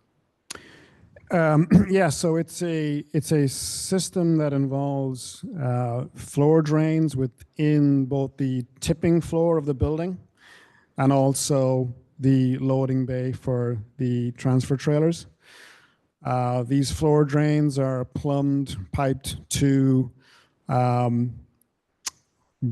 underground holding tanks. I believe there are two proposed for the facility. One larger tank, I think it's 3,000 gallons for the main tipping area. A smaller 1,000 gallon tank for the loading tunnel. This system is typically designed to collect runoff flows from both locations. In the case of a C&D processing type facility, or transfer facility, the contributing flows would be precipitation dripping off vehicles, number one. Number two would be precipitation in the material delivered. Number three would be hose water from floor washdown operations. Typically the floor is cleaned of residual debris, on a fairly frequent basis to maintain, clean conditions. And fourthly, the misting system, will contribute a little bit but typically that's designed to be a mist that pulls the dust particulates out of the air and takes it back to the body of the waste being transferred. Did Weston and Sampson, with respect to that misting system, did Weston and Sampson analyze the volume of water that would be used to operate the facility's misting system? No, we were not provided with any design information for a misting system in terms of type of system, nozzle size, anticipated flow rate. So we weren't able to make that type of analysis. Did you analyze or consider at all what the source of the water for the misting system would be? Typically, that's a piped water supply from the public water system.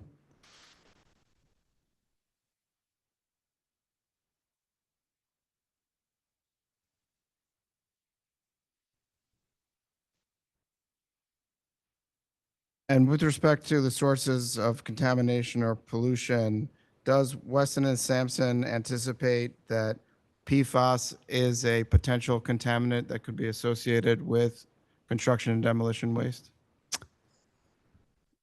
Yes, it is. PFAS, as we know, is used widely in building materials for weatherproofing, waterproofing type applications. So sealants, covers, house wrap, tapes, ceramics, a number of different products. The other potential source for PFAS on building materials would be if the building, say, was demolished, was the subject of a fire, and the fire necessitated application of foam suppressant materials. Those materials we know are high concentrations of PCBs in them historically. Sorry, that's not an event at the facility, but demolition debris that might come off-site from a fire event elsewhere. Correct. Yeah. I will say about the PFAS in building materials, they are designed to persist in the materials long term. That's what gives them their effectiveness as a weatherproofing product. So under normal operations where material is dropped on the floor and soon after loaded into a transfer vehicle, the transport or the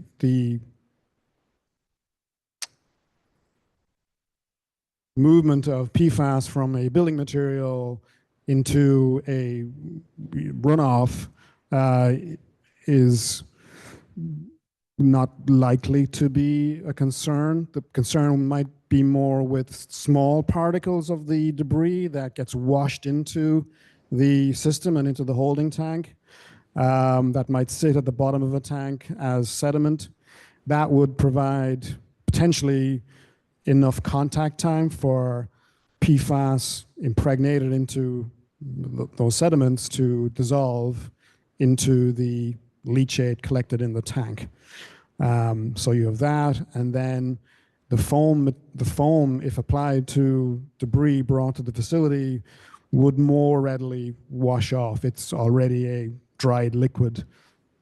It can wash into the runoff.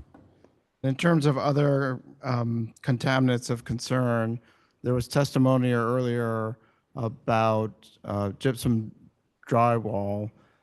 In your experience, how is that handled and treated at a C&D facility, and is that a concern of contamination from those materials being received at a transfer station?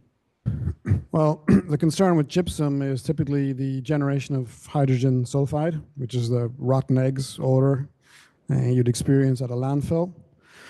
For gypsum wallboard to generate hydrogen sulfide gas, it needs a pretty involved biological process that is anaerobic in nature, i.e. there is no oxygen involved in the process.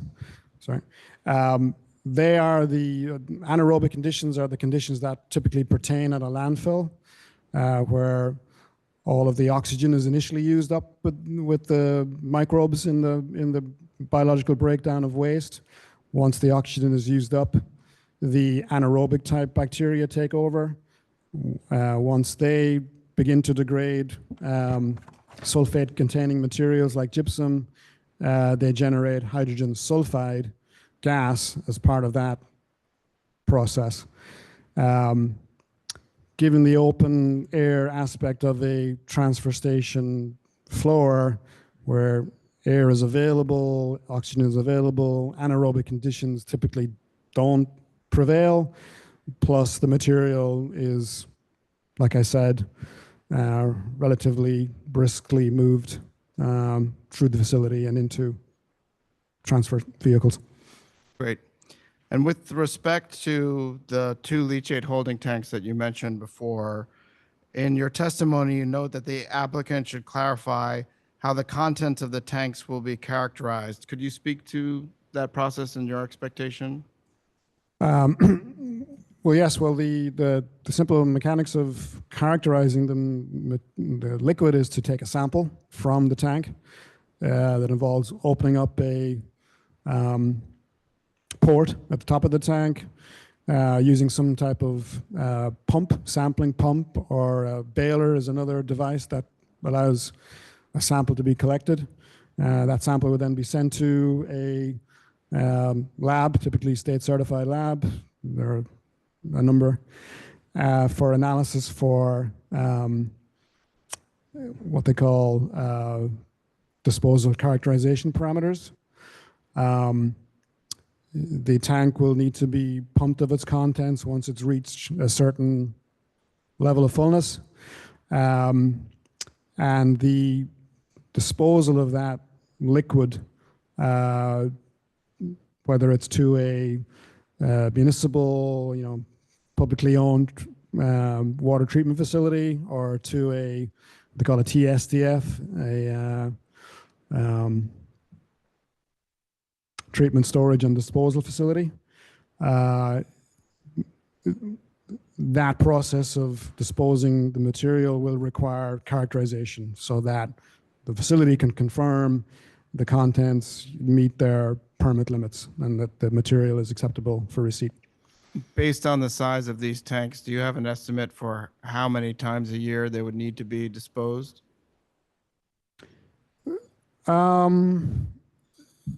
I will say that compared to other tanks that we have sized for similar type facilities, they are on the large side. So I could guesstimate that every couple of weeks or the month sort of time frame would be typical for pump out of these tanks. And with respect to the characterization that you mentioned, are you aware of any existing regulatory requirement for the facility operator to maintain those records and make them subject to inspection? I am, yes. So the governing regulations are at 310 CMR. Sorry, 314 CMR, 1800. They are the regulations concerning industrial wastewater, which is what this leachate would be designated as. And those rules provide criteria for, first of all, the design of these tanks, and also the record-keeping requirements that goes along with operating these tanks. I believe the record-keeping requirement is for 3 years' worth of records regarding each shipment of leachate from the facility. And that record would include, as part of the description of the material, the characterization data. And you mentioned in your testimony that it's possible that the disposal might occur at a municipal wastewater treatment facility or at a TSDF, a treatment storage and disposal facility. Is that correct? Yeah, the applicant had indicated disposal at a publicly owned facility. Our comment upon reading that was that given the increased concern with PFAS and the likely disinclination of publicly owned facilities to, receive liquids that potentially contain or do contain PFAS, that the applicant should consider disposal at a TSDF, which under normal circumstances will take PFAS impacted liquids like this. And in the event that the disposal did take place at a municipal wastewater treatment facility, would there still be a regulatory requirement to maintain the records of that disposal? Yes, the onus for record keeping is on the operator. Again, under 314 CMR 18 for the disposal of their industrial wastewater? Yes. And in your experience, is it prudent to have secondary containment and leak detection on an underground leachate tank? Well, it's required per the same 314 CMR 18. The tank does need to be have secondary containment, which for a buried tank is what we refer to as a double wall tank. Can you describe how that would work? Sure. It's a system with an inner tank and an outer tank. The space between the annular space between the inner tank and the outer tank is known as the interstitial space. That space is utilized for monitoring for leaks coming out of the inner tank. The leak detection system typically includes probes that will detect any liquid in that space and then set an alarm off with a tank monitoring system indicating to the operator that there's liquid in the annular space and potentially a leak in the inner wall of the tank. And have you designed or worked on facilities that have that type of arrangement, secondary containment and leak detection at a transfer facility? Yes, that would be our standard design for these tanks at a transfer facility. Including C&D transfer? Yes. Can you name any facilities that have that technology? Yes, one that I personally worked on is the Raynham Raynham Solid Waste Processing Facility in Raynham, Massachusetts. Mr. Durning, how much longer on direct? I'm just trying to figure out the timing. I'm going to review. I might be done. I'm sorry? I'm going to review, Okay. but I'm very close to being done. Okay.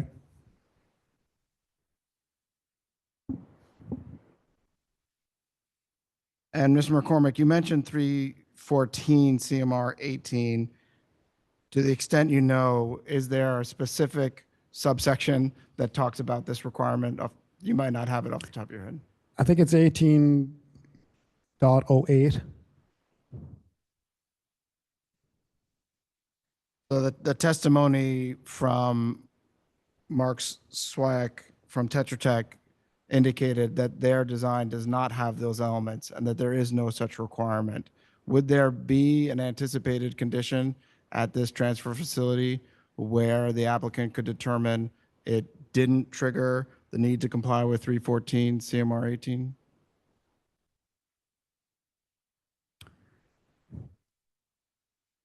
Well, I think the condition might be a statement that.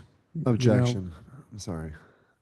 Mr. Krieger, again, isn't the board to presume that the applicant facility will adhere to all federal and state regulations, which would include that the leachate tank, the Board of Health should presume the leachate tank will be properly designed and situated to be in compliance with whatever applicable regulations apply to it?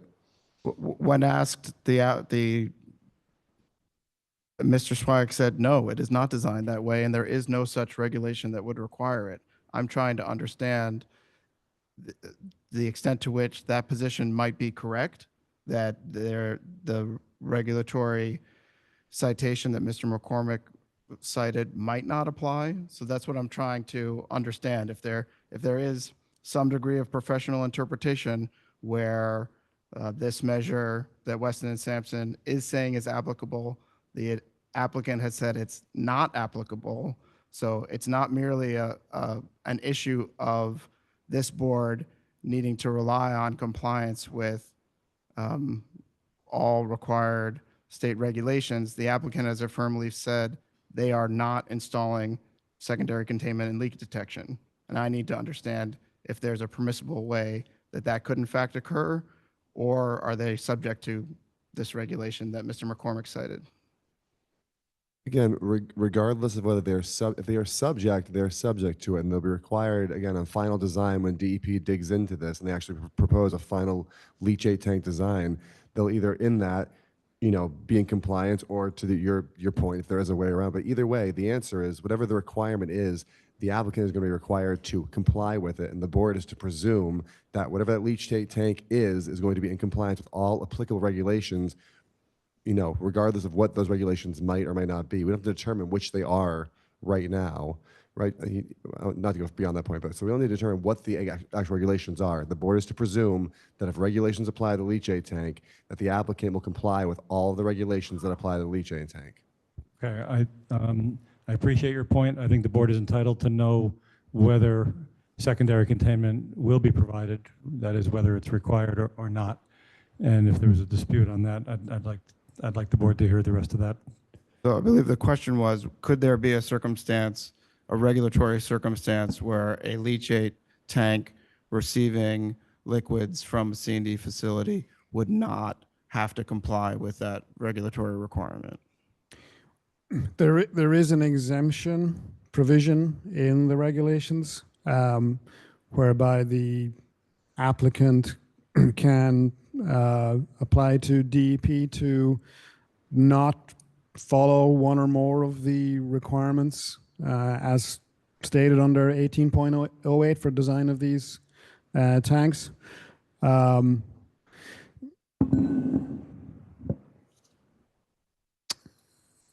The the bar is pretty high. You have to demonstrate that the liquid in question is similar in nature to a public wastewater sewage type, if I remember the provisions correctly. That wouldn't be the case here. The ability to achieve that exemption would be difficult at best. As practitioners, we don't even go there. It's best practice for any of our clients to have a double wall tank with leak detection. The cost differential between a single wall tank and a double wall tank with leak detection is nominal in the greater scheme of the overall cost of these facilities. So in terms of cost versus risk, it's a no-brainer.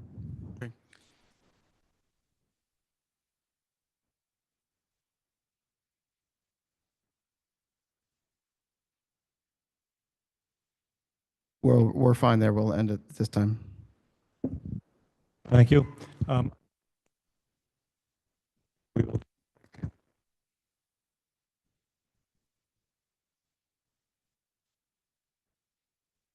Sorry. Does the board want to take a break? You want to take a 2-minute break just to stretch? All right, let's do that, literally 2 minutes. Then we're going to go into cross-examination, starting with Ms. Davis.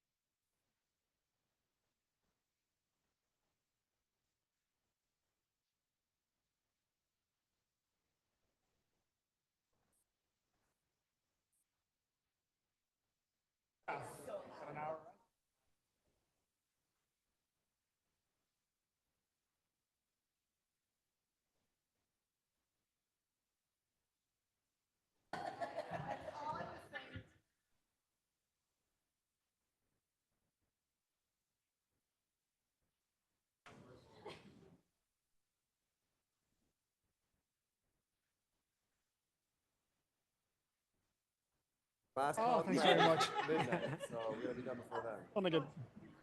How proud is midnight? So we gotta be done before But it comes across too well when I'm up there giving testimony. you know. All right, yeah.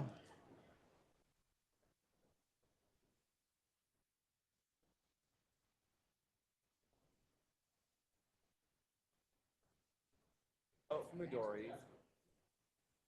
Like last year, 100.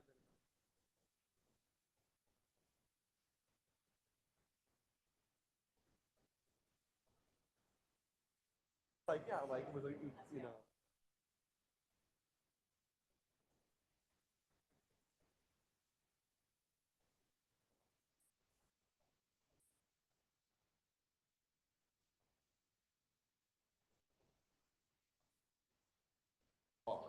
Like it's like an old bar. There's pool tables.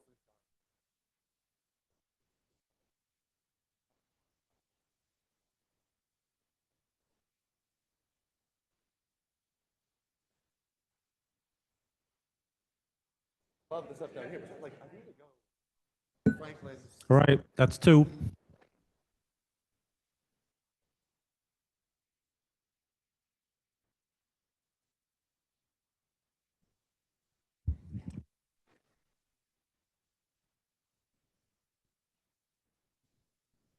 We need to finish Mr. McCormick this evening because we have other things lined up for tomorrow, and we are doing our best to finish this hearing tomorrow night.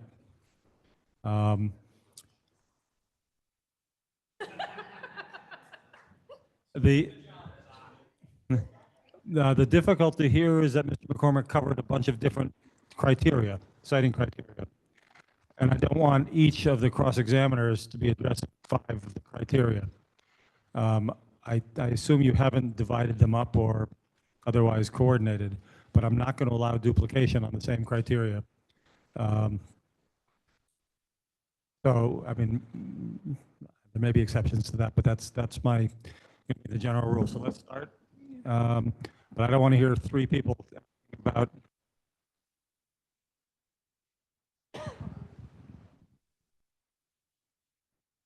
What I said was I don't want 3 people asking about litter or other specific criteria. So go ahead, Ms. Davis. You can lead off. Mr. Favazu will go.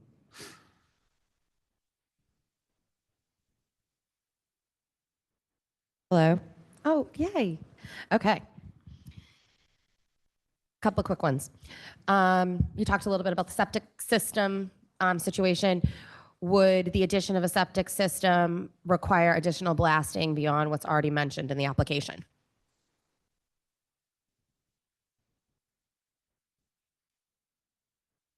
The blasting proposed in the application is to extend the footprint of the overall facility.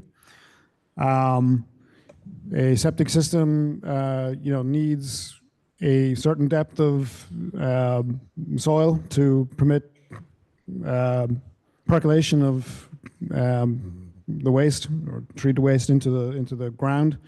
The presence of bedrock, shallow bedrock impacts that. So the location of the location of the septic system in relation to bedrock on site is a very important consideration that needs to be investigated as part of that design process. Okay. The nuisance noise of vehicles was taken into consideration at the site of the facility, but was there any data collected that you reviewed for the nuisance or noise impacts to surrounding neighborhoods due to the increased ADTs? Do you mean trucks transiting? No. Okay. Lastly, would the addition of this facility be increasing the risks that heavy metals, polychlorinated biphenyls, asbestos, and perm polyfluorinated substances, PFAS, are brought into the city of Gloucester?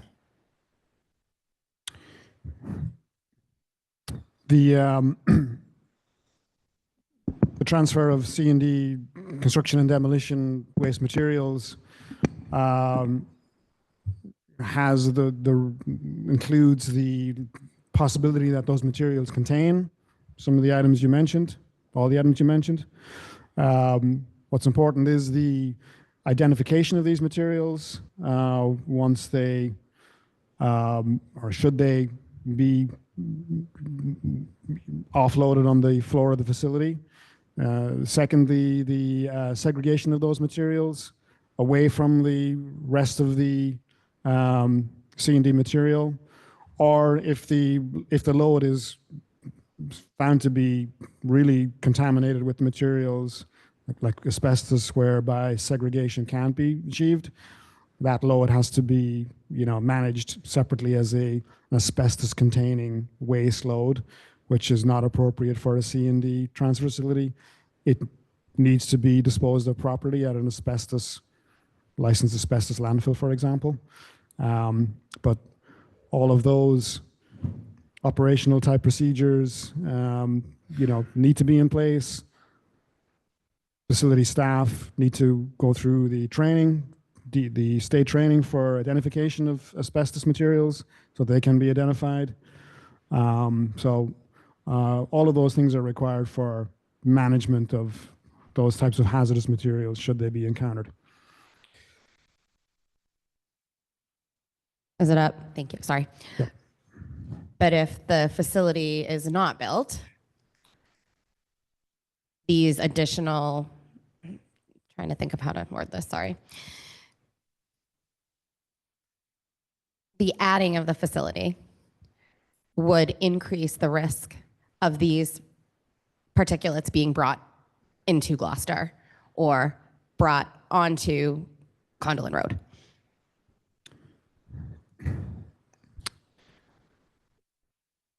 Yes, under the scenario that I just described, the facility could potentially receive those materials, whether it's from the city of Gloucester or from surrounding communities. But the facility is not permitted to handle or process or transfer those materials.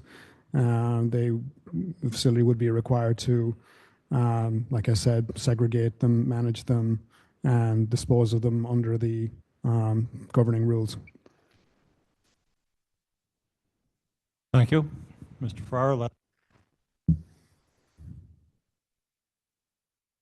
Good evening, Mr. McCormick. I want to start with a basic question. You provided a peer review on January 7th, 2025 to the city of Gloucester, is that correct? That's correct. And did the applicant, and you raised a number of issues and asked for certain information. Did the applicant ever provide the information that you had requested? They responded to some of our comments, but not to others. Some of those were identified in our memorandum. Subsequently, the applicant, in their testimony addressed some more to our satisfaction. And upon further review of some of the materials provided, some of the outstanding questions we had were actually answered by the applicant. So whatever questions, concerns we had remaining are provided in my testimony. So there's no, Weston and Sampson did not provide a written update of the peer review after the January 1st, 2025, is that correct? Correct. So the input that you've got, did you get it by documents from the responses from the applicant or by verbal communications between you and your staff and the staffs for Tetra Tech? As part of the preparation of our pre-file testimony for this hearing, we reviewed again the submissions that had been made by the applicant, with a focus on, again, some of the comments that were outstanding. And again, a number of outstanding concerns were found to be addressed in the documentation to our satisfaction. So no further memo or correspondence was required for those particular items. Let me go back to your January 2025 report. And one of the issues was dealing with was consideration of other sources of contamination and pollution. And you represented, or Sampson represented, based on the information, we recommend the applicant clearly identify where and how suspected contaminated materials, e.g. coated brick and concrete, will be managed and stored on site, and identify a plan for characterization and disposal of such materials, included asbestos contamination and CD loads. Your response was the applicant has not provided additional information regarding that underlying request. Has the applicant provided information, and if they have, what type of information have they provided? Yes, the applicant had provided information concerning the use of a portion of the tipping floor as a segregation area to segregate materials such as ACM, asbestos-containing materials, encountered in the waste materials away from the main body of the C&D material being processed. That segregation area would then be appropriate for managing those materials as hazardous materials for proper disposal. Another one you raised was the applicant should clarify how the contents of the tanks will be characterized, where the contents will be disposed. It is possible that leachate will contain PFAS and other hazardous materials that may not be accepted at municipal wastewater treatment facilities. The applicant may need to dispose of leachate at a permitted treatment storage and disposal facility, TSDF. And Weston and Sampson's response was the applicant has not provided additional information regarding underlying request. Have they provided any since then?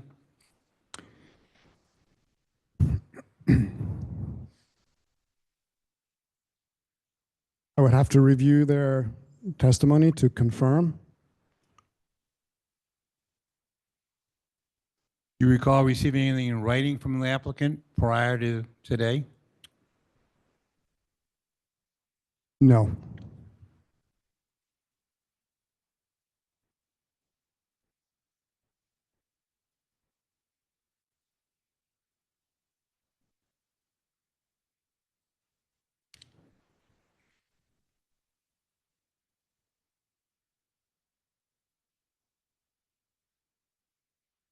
I understand in your testimony that you were asked on direct examination about a septic system, and I believe your testimony was the applicant acknowledged they're going to need a new septic system. We're not quite sure where they're going to put it. Is that correct? And that's correct. Based on your review of the property, let me rephrase that. How many times have you gone out to the property? I've been out there 2 occasions. My associate, Nick Ames, has also been there 2 occasions.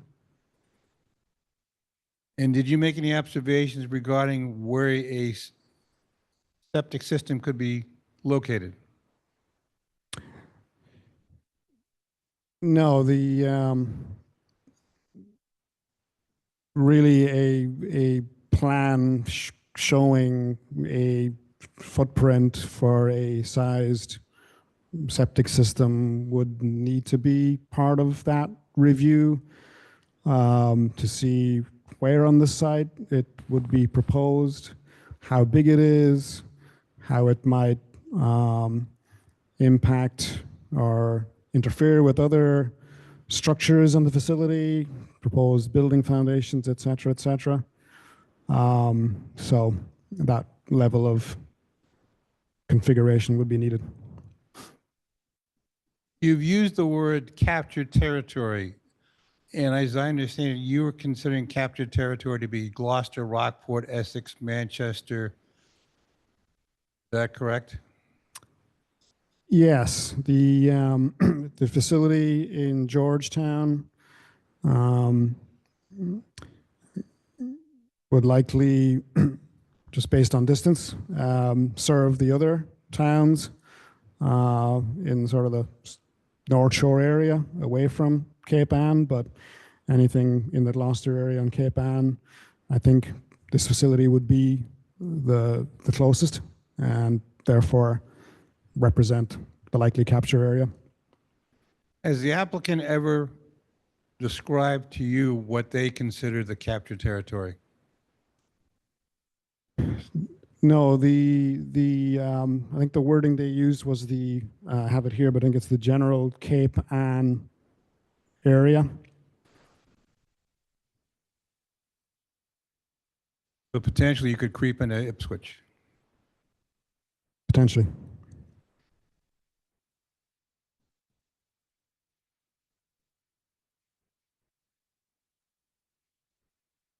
I guess there was some discussion you had on direct regarding the issue of litter, not only litter at the facility, but litter coming down the road. And you stating, and I apologize if I misspoke, something about no matter what happens, you're going to have some sense of litter going down the road that there's no way you can police.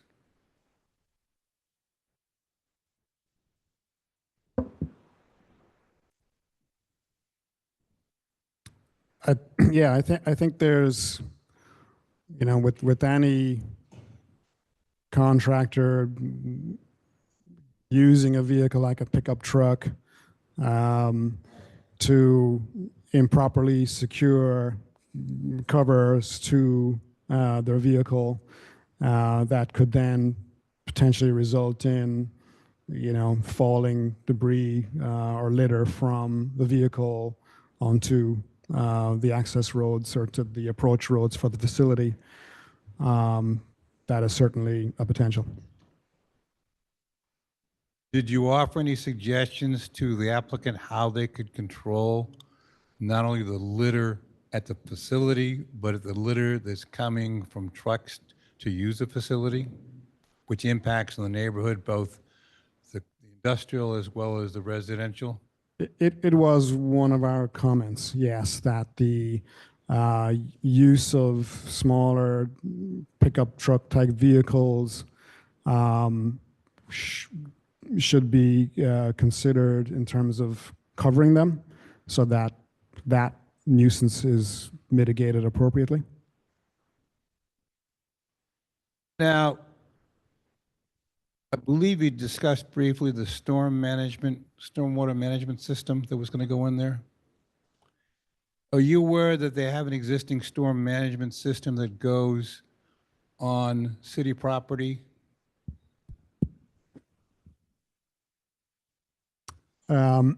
Yes,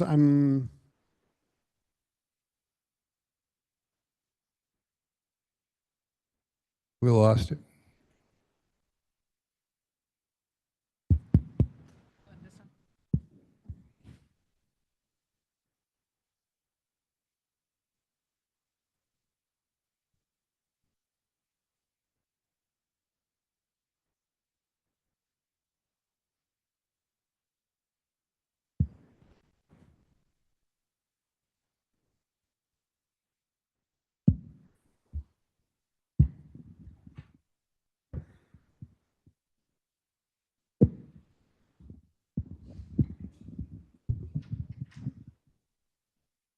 Okay, that's better. For the stormwater system, yes, there's an existing network of catch basins and piping that, to memory, extends down to Kondelin Road at the close to the paper road that exists at that location, and if memory serves, I believe one of the structures is located there. Do you have an idea what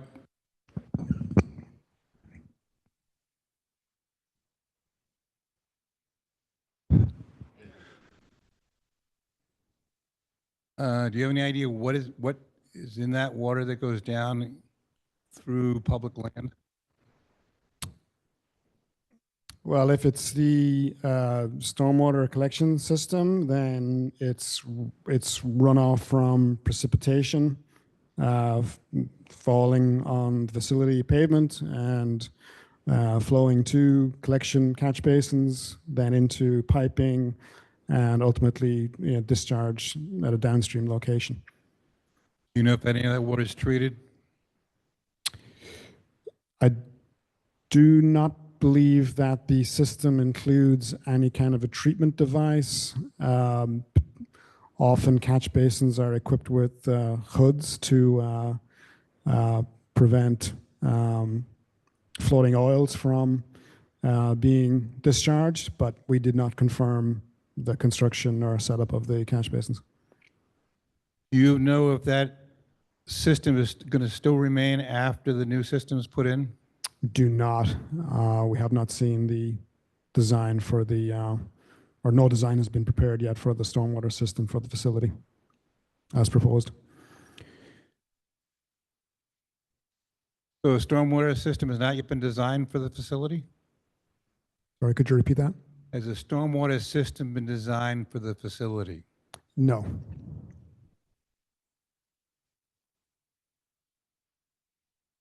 Have they proposed to you how they're going to deal with the runoff and for the water that comes down from inside the bays?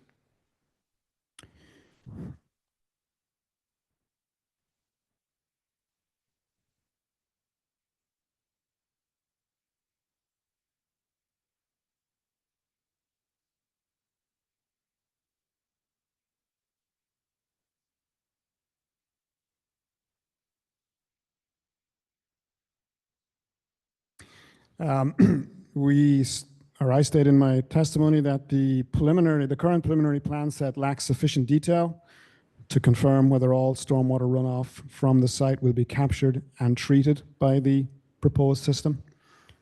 Okay.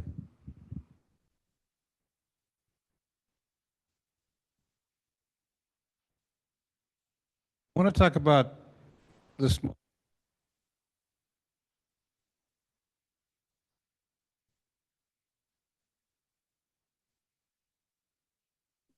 I don't think your mic is on. They're projecting 5, as I understand, pickup trucks per day. Small business. In light of the fact they're reaching out to a community, to a 4 municipality community, do you believe that's a sufficient number or be higher? We believe, based on our review and our review of the Mellow facility in Georgetown and the general size of the capture area, that that number is low, and that the facility will say attract more than that. Whether they receive more than that is a different question, but certainly the potential is there to attract more vehicles of that size. Right now, you're projecting, or the applicant is projecting 136 ADTs a day. If I add another 10 pickup trucks onto that equation, does that break the MEPA? If you add 10 vehicles, that's 20 additional trips. So 136 plus 20 is 156. So yes. Okay, so potentially, based on the surrounding, at any given day, they're going to break 150.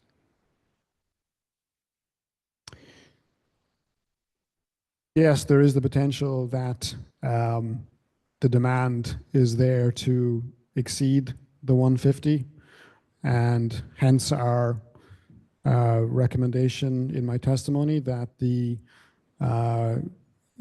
applicant limit their ADT to less than 150. 136 basically is what they propose, so to abide by that number.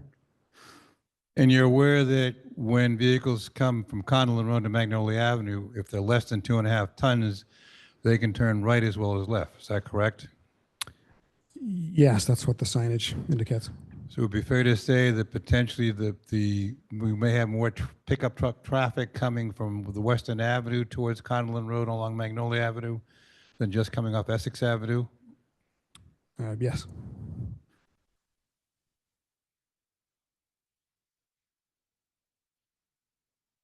I know you talked about the Quang system, but if we have it increase the number of pickup trucks, is that layout going to be able to handle the additional pickup trucks plus the heavy trucks?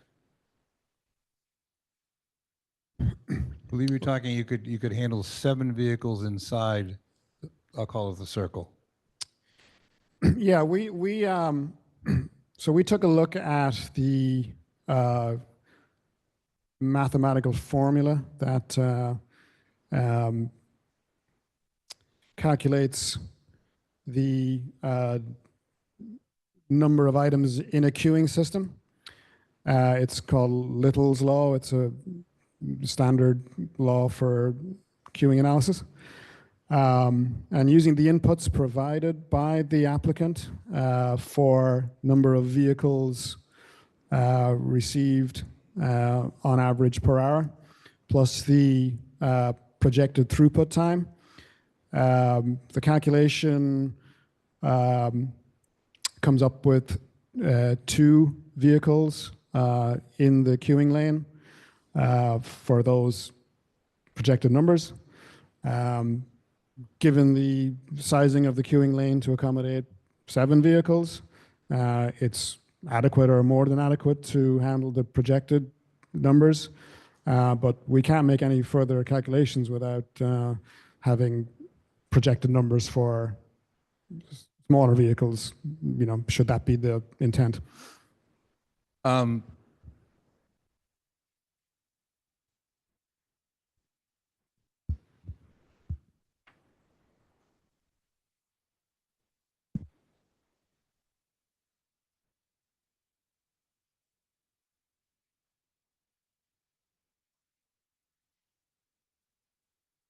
When you had or reviewed the applicant's traffic surveys and reports, did they address the underpass on Magnolia Avenue by Essex Avenue?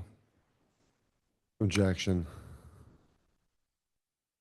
Weston and Sampson's traffic engineer has already been thoroughly, examined and cross-examined by all the parties relating to traffic issues. As I recall, the testimony last week from Mr. Ostler was they did not consider the bridge in the traffic surveys. Okay, so that's Weston and Sampson's testimony. Did you inspect or view at any point the bridge? I viewed the bridge. I did not inspect it. I'm not a traffic engineer. I don't do that as part of my normal duties. So would you rely on what Mr. Ostler would have testified to regarding the use of the bridge or the traffic on the bridge? Yes.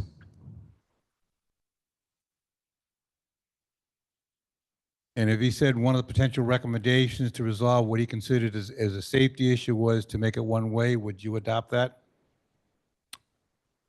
Yes, if that was his recommendation.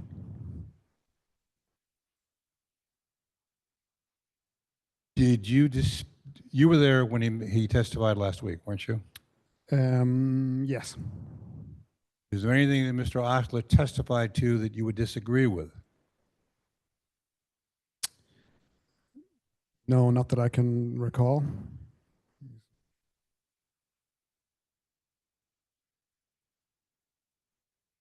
I have 1 second.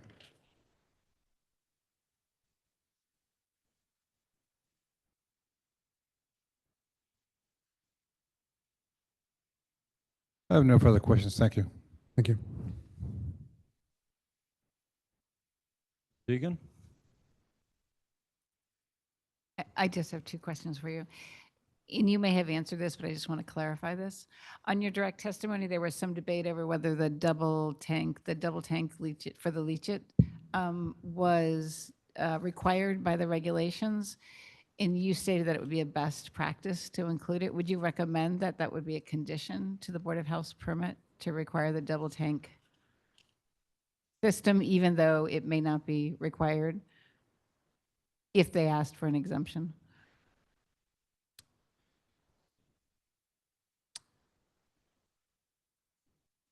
Yes, I would certainly think that some condition around design and implementation of the leachate collection and holding system be fully compliant with 314 CMR 18,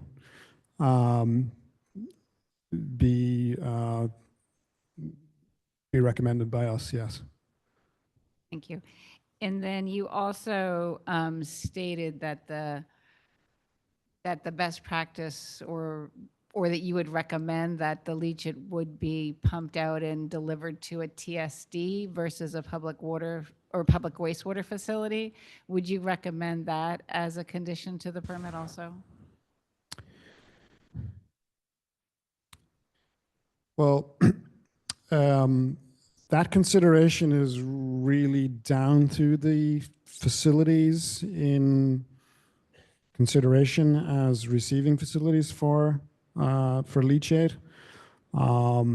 Typically, publicly owned treatment systems have discharge permitting requirements and procedures that need to be complied with and tested for as part of that process.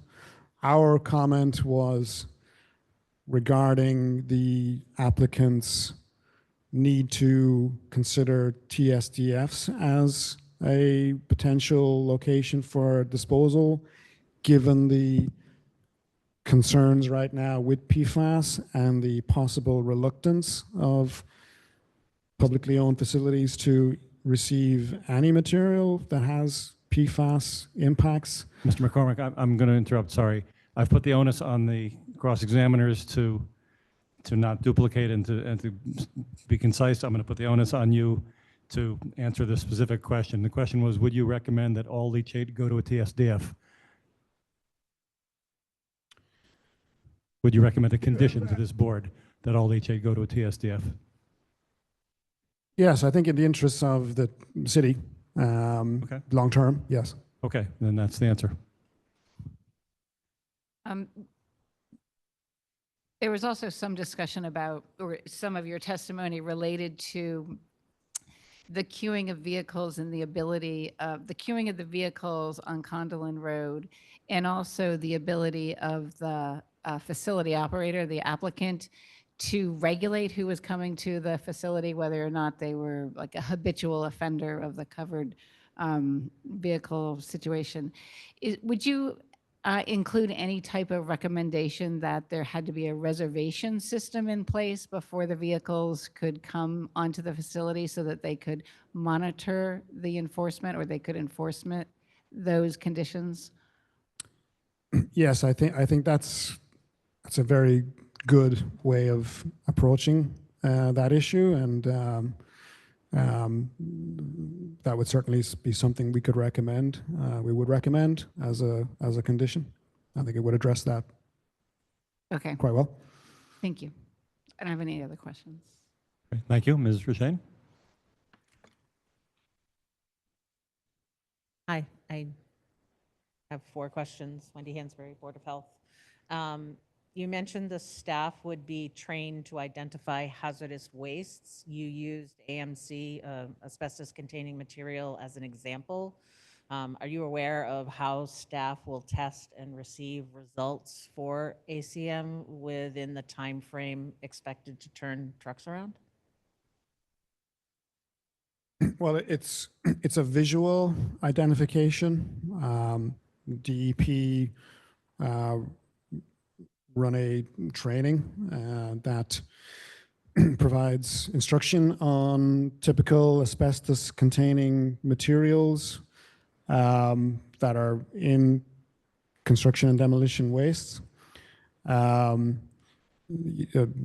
Based on that training, that visual identification of materials as they appear on the floor would then lead to the next steps in the proper management of those materials, whether it's rejection of the load, whether Okay. it's yeah. I'm trying to time wise. I just want to confirm with you. You are telling me that DEP trains people to visually identify asbestos containing material as a mechanism to determine whether C&D waste can be accepted as a facility. Is that correct? Is that what you said?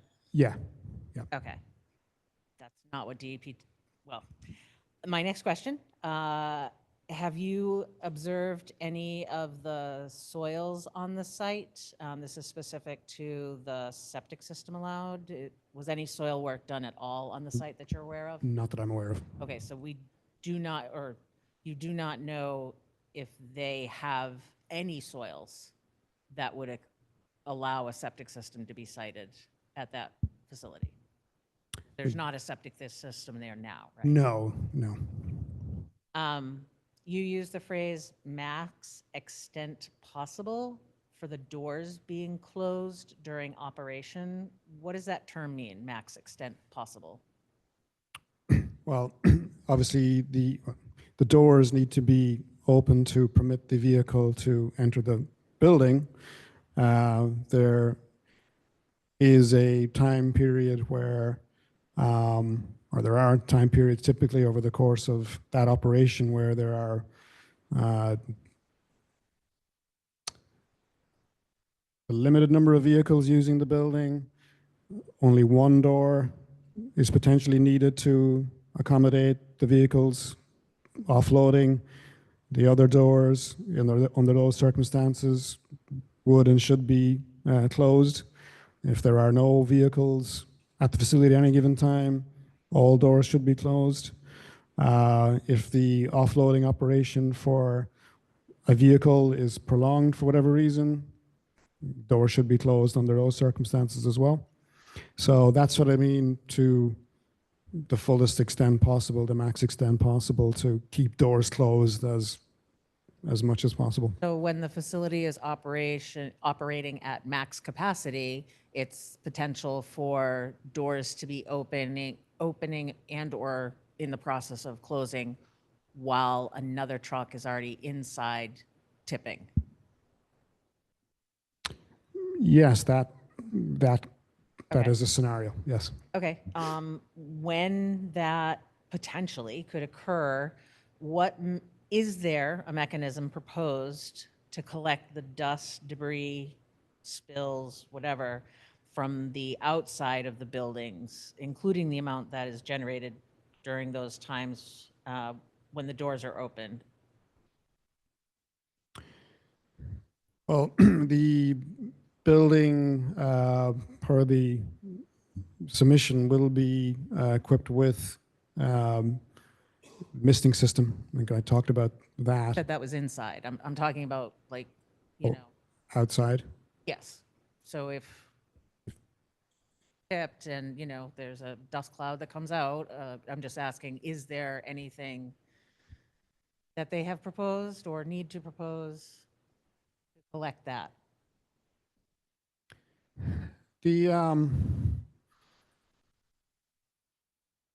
The building is, I think it's 12,000 square feet in area.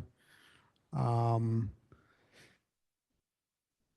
the material is deposited on the floor, it's typically away from the door. The vehicle is backed into the building. It's fully clear the entrance door, so it's several feet into the building at that point. There is the misting system that's in operation. Yes, there will be, dust generated from that tipping operation. Whether a significant quantity of that dust manages to leave that area of the tipping floor and exit the building, it's not typically a likely consideration. It's a fully enclosed building apart from the door that's opened. Okay, great. Are you aware if MS4 stormwater management in Gloucester is handled through permitting by the Conservation Commission? I'm not aware. Okay, so when you said it would be that stormwater management will be handled by the Conservation Commission, that was just an assumption? Well, that's typically how the design for the on-site stormwater collection treatment system is addressed as a design and permitted through the Concom. It doesn't have to be permitted by whoever is in charge of MS4. I don't know who that is in Gloucester, but I don't know that aspect of it, but I'm just saying typically it's through Concom. okay, so but it might not be Concom. We just don't know. Yes. Okay. I mean, it may have that MS4 consideration as part of it as well. We didn't address that. Okay, thank you. Just a couple of quick questions. Judy Rose. Was any consideration taken to find out how many building permits an average have been taken out on the North Shore, or Cape Ann rather, area, like a 3-year average or something, or how many are currently out right now for building permits when you come up with that calculation for the small trucks and the dumpsters that'll be coming in? Is that a consideration at all, or are you just using other facilities to come up with those numbers? Well, we're reviewing projected numbers from the applicant. That's, the first thing. As part of our review, again, we were involved in the Mellow facility in Georgetown. We thought that was an appropriate comparison for this facility. So you don't have any So idea? we didn't look at building permits, or number of, as part of that review. Okay. And then the drawings that you put up, the site plan drawings, it didn't show, at least I don't think I saw a septic area or the recycling areas. And I believe we'd seen other drawings that were put up that did have those two areas. Did your drawings include those? A recycling section and a septic area? I don't believe the drawings that were shown here included that. I think they were focused on the traffic circulation. Well, but the traffic circulation would have, the recycling area would be a portion of the traffic moving because people are stopping there. So initially it was right after the way station on the right, and then they also proposed a second area behind where they turn around to back in. Let's just get to a question. Well, I'm wondering if that has any bearing on the site suitability, depending on where that area is, since your drawings excluded both of those. Objection. sections. She keeps Okay. characterizing them as his drawings. All As right. if they're The different. Exhibit 4 to his pre-file direct were the two truck movement drawings. One was the original design, one was the revised design. The drawings they show whether that's the revised recycling bins that I don't recall whether they're shown on those particular drawings. They are shown on drawings as part of the application. In fact, the applicant proposed 2 options for location of the residential recycling drop-off area. One option was a series of containers butting up against the ledge, the cliff face, for want of a better expression. The second option was an area close to that ramp that I had pointed out. We commented on that. We thought option 1 might be problematic given that trucks need that area to pull up and reverse and make that maneuver into the building. We thought that option 2 was a better location. It was out of the way of the general truck circulation, and that should be considered as the option as part of their final site design. Okay, I was just curious since it wasn't included on your drawing that you presented up here. The last thing was, doesn't blown-in insulation contain asbestos, cellulose, vermiculite, and fiberglass? And would those materials that were loosely added to a dumpster be impossible to identify, let alone be able to be segregated into this area? Yeah, I mean, any building that is being demolished needs to, if it has identified asbestos-containing materials, it needs to have an abatement done prior to the demolition of the remainder of the structure. That's not to say there's incorrect practices where asbestos-containing materials are deposited into C&D dumpsters. Should, identifiable materials like you described that are loosely mixed with the waste material that can't be segregated, the proper management practices to load that material back into the container and handle it, ship it appropriately to a licensed asbestos disposal facility. Okay, thank you. Okay. Mr. Favaza, I'm sorry. Yes, Mr. Balf. Tom Belf, Gloucester EDIC, and I'm not happy with myself with having two questions at 10:15 tonight. But so one question has to do with the issue of the 150 trips MIPA threshold. Are you familiar with the annual reporting to DEP for C&D waste facilities or municipal waste facilities? Yes, I'm aware that DEP collects data from facilities and uses that to track and quantify materials. I asked to clarify because it's my understanding that No, let's just go to a question. does that requirement, does that annual obligation for waste tonnage and or waste characterization include number of trips? I don't know. The reporting that I've seen from DEP is really quantity-based tonnages. I haven't seen their annual reporting that includes trips, vehicles. So to answer your question, if they don't report it, maybe they collect it, I don't know. So I only get at that because then am I right in the recommendation for conditions that you made for trip numbers that would have to go to the city, that would not be a larger state reporting obligation of this transfer facility or any other transfer facility? The number of trips is strictly being asked at the local level based on your recommendation. Yes, there is that local ability to review those records.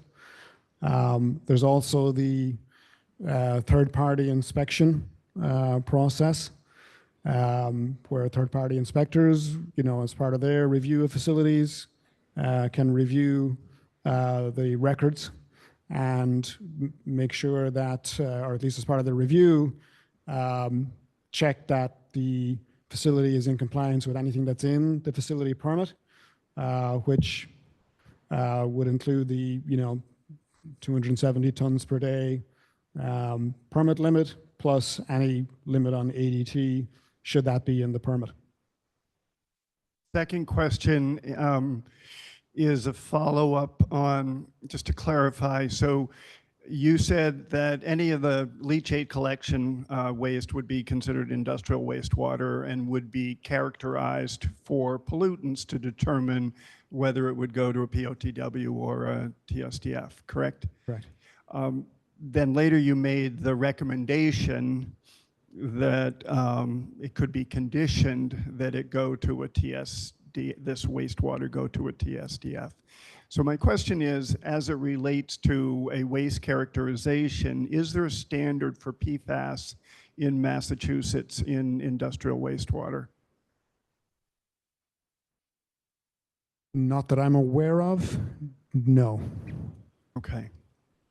And is there testing capability? Can it be tested for to determine whether it's 1 part per billion or non-existent, or is there a testing capability? There is, yes, yes. Yep. No further questions. Thank you. Mr. Favaza, any idea how long you have on cross? If we can keep questions, like if we keep answers brief, we can run through it. I just have to get some stuff on the record. If they're long Okay. answers, I can't. All right, we'll make sure the answers and questions are brief. All right, thank you. You're obviously familiar with the regulations codified by 310 CMR 1640 relating to site suitability criteria. You don't happen to have a copy with you, do you? I'll grab it.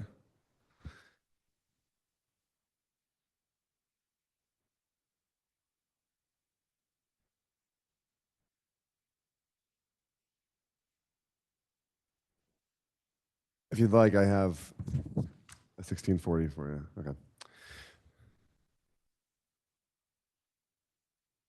Are you aware of the 100-foot setback requirement from property boundaries in 1640-4H?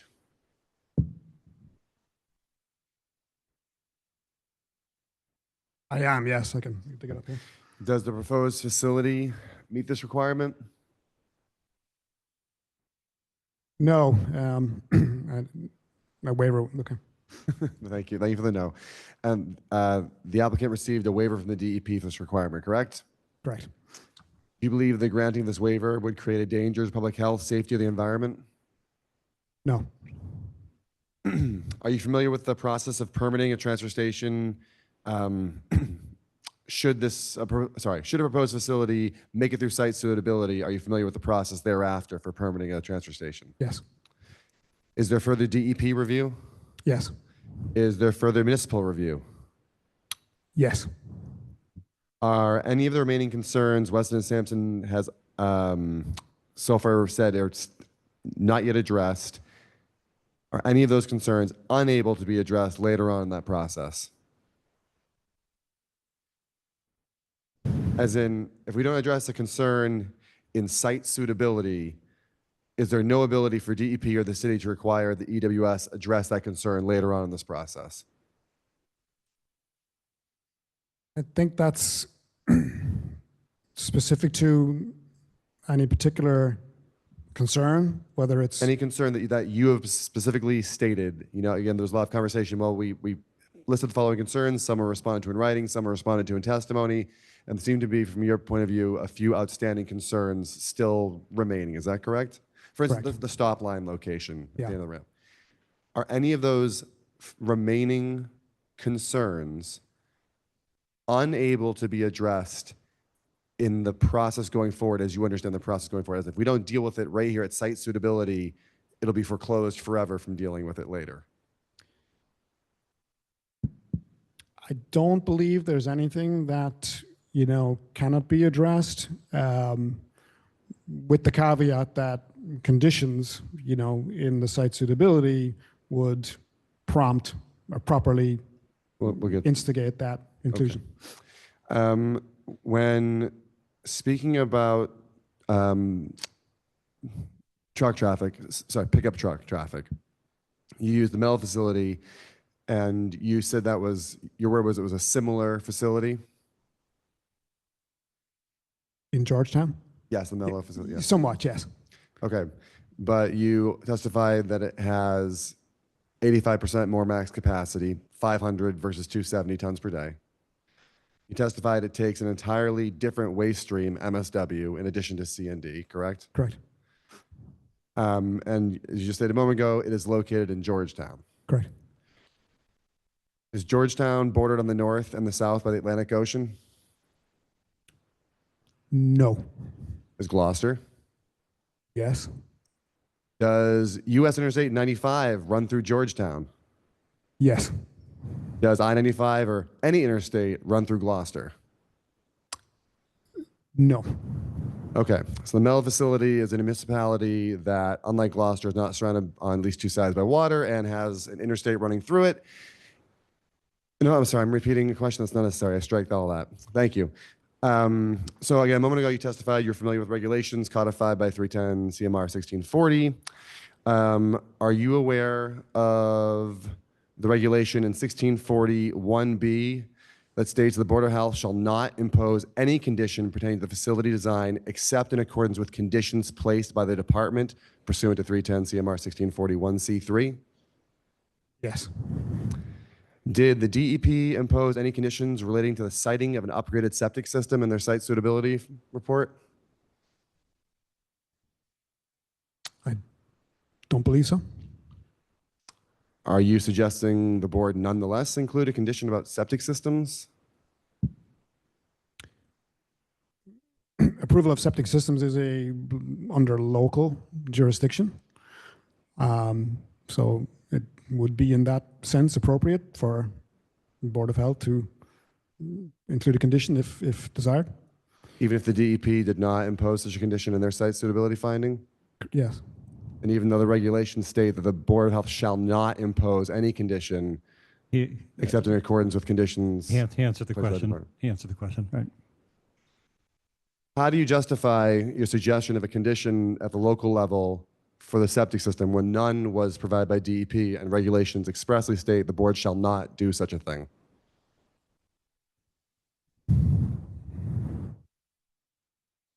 Can you refer me to that section again, please? Sure, it's 1641B.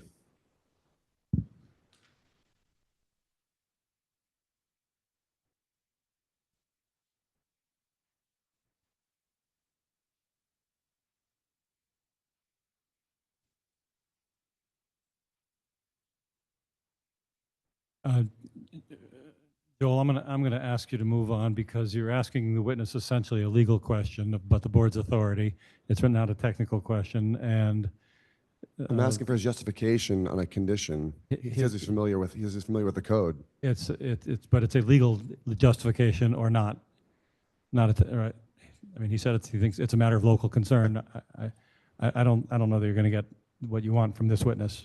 All right, thank you. I'll move on. You're free to argue the regulation. Yeah, I'll move on. Thank you. Okay.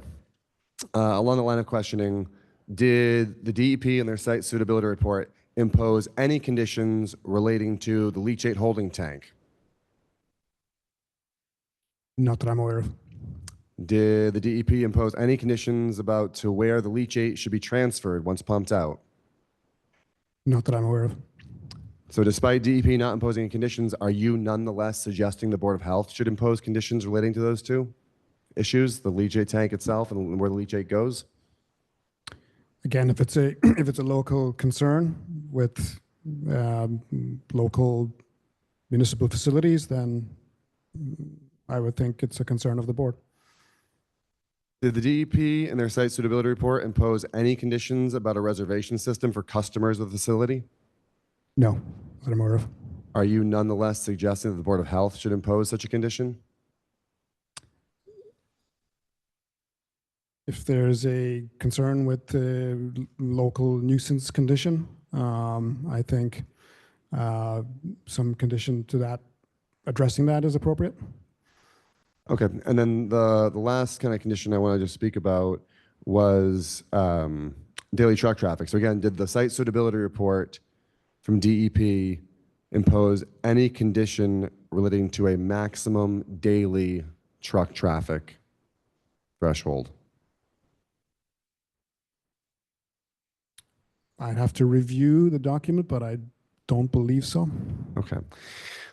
And so there's a lot of talk tonight about 136 ADT for the facility, correct?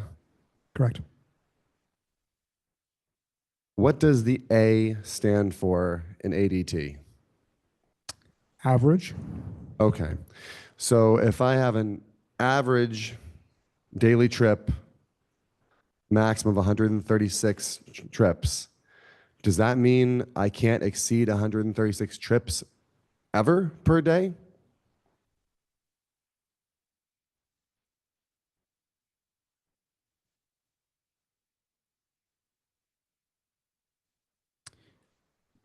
That definition, I would need to refer to the traffic engineer.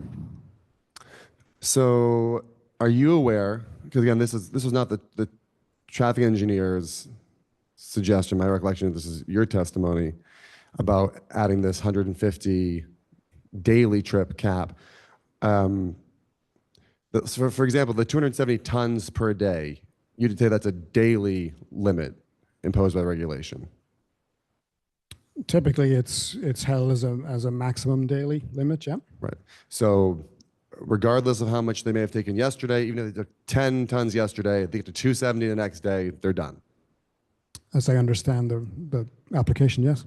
So as far as the MIPA threshold for 150 average daily trips, is that 150 MIPA threshold a maximum daily? As I understand it, it is. It's a threshold. That's what it means.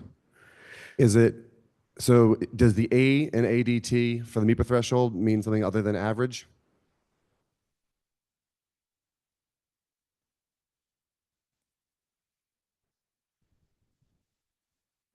Again, the definition of that particular term, I'd have to refer you to the traffic engineer for response.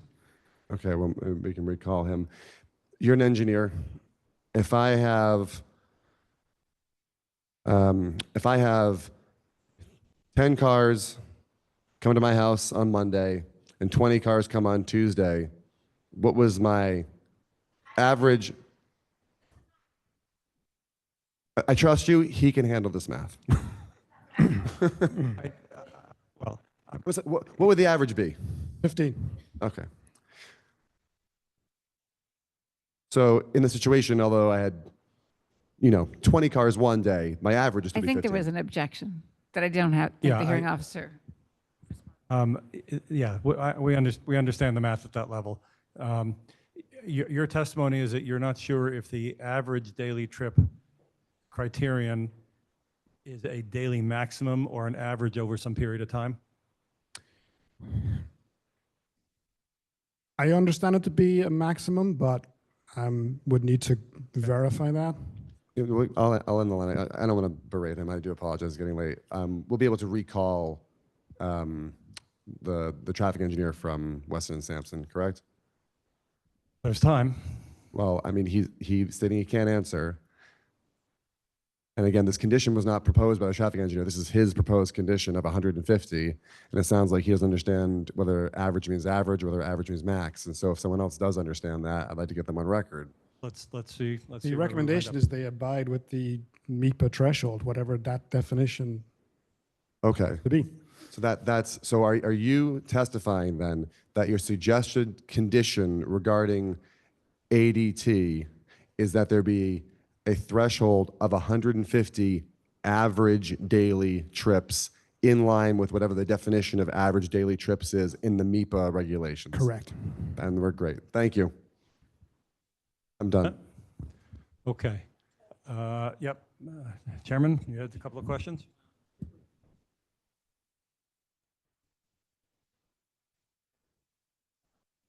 Secondary containment necessary for the leachate tanks, as we think applies here. Would you recommend that there be a capacity alarm on these tanks? Yes, it's actually one of the requirements for what they call fullness monitoring. Good. Secondly, getting back to the ADT, I believe at the beginning of this evening, you mentioned that the 136 number came from a 6-day average in a facility in the tri-state area, I believe in Connecticut. And I believe you mentioned that it was weighted towards 40 cubic yard trucks.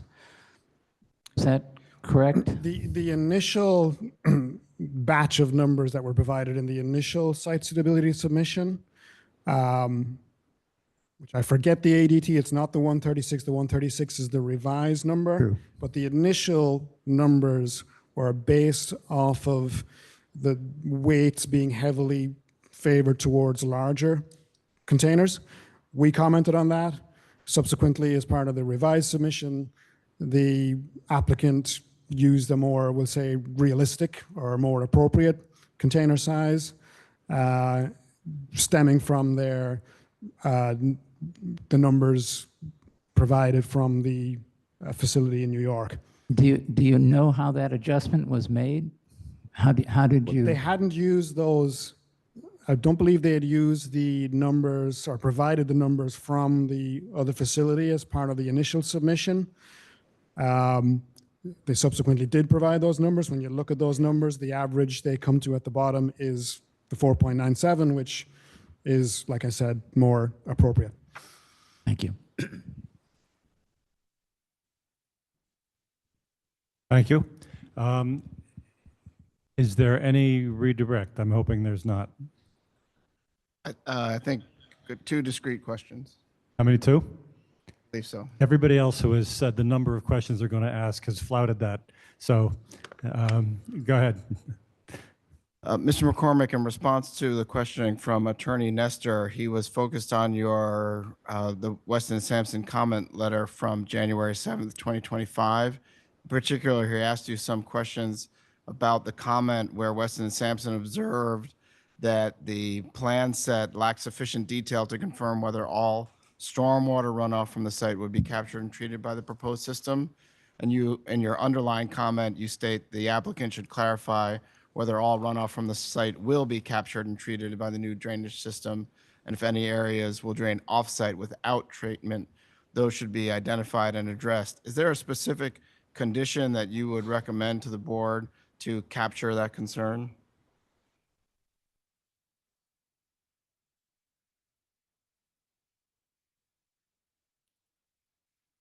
I think if the, well, the applicant will be required to go through the Conservation Commission NOI process, which includes a full stormwater analysis and design for the facility, that will be adequate to address proper design of the stormwater system for this facility.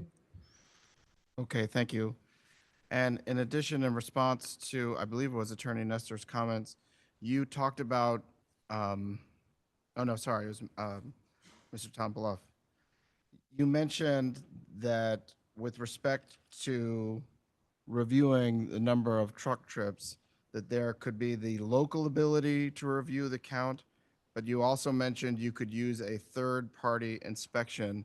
Is there a specific regulatory provision that would trigger such a third-party inspection? Yes, it is a requirement of 310 CMR 19, the solid waste regulations, that solid waste facilities such as a C&D transfer facility like this facility requires inspection by a registered DEP third-party inspector on a typically annual, but don't quote me on that, but there is a frequency. Typically it's annual, sometimes semi-annual, depending on what the DEP puts in the permit sometimes, but that's where it is derived from. And that's in the permit to operate? Yes.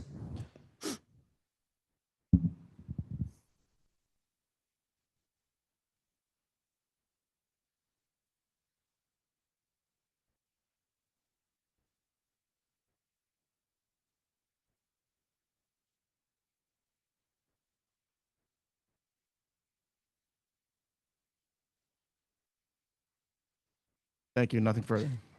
Okay. Thank you. Any recross limited to that redirect? Hearing none. I think we've concluded with this witness, and I just want to thank everybody, lawyers, residents, and witness for getting through that. Hang on one second. Here's what we're doing next time. We are doing Michael Hale, the DPW director, then a principal of EWS, then any other matters, any other testimony or hearing matters, and then, assuming there's time, closing argument. And again, I'm going to limit closing arguments, urge consolidation of them among various parties and interveners, because we want to get all that done by 10:30 next time. Mr. Krieger, Yeah. Do the regulations require closing arguments be made orally in person, or could we opt to do like a post-hearing brief? One of my emails a while ago, Sorry. no, it was probably 500 emails ago, said, it talked about briefing as well. If the board wants briefs and has the time to read them in light of its deliberation schedule so that it can decide by June 21, then the board should set a deadline for the receipt of those briefs. And that's fine. And if people are briefing, I would I would suggest they don't need to do oral closing argument on top of that. Okay. And briefing can be joint by any number of parties if that's appropriate. So the board, at the end of the hearing next time, I'm going to ask the board whether it wants briefs, and if so, by when. Because I don't know if you're already marking your calendars for deliberation and have some idea of that. So we'll do that at the end next time. Okay. Excuse me, I think we need to do it before that, because that may drive whether we do closing. Well, or- no, we need to do it before the closing.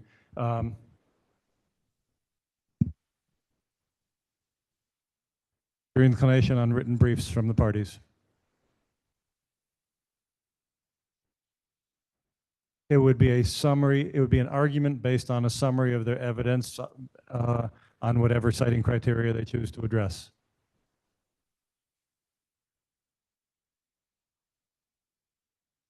Brief is just argument. There won't be new facts in the brief. It'll just be arguing based on the existing record. That's right.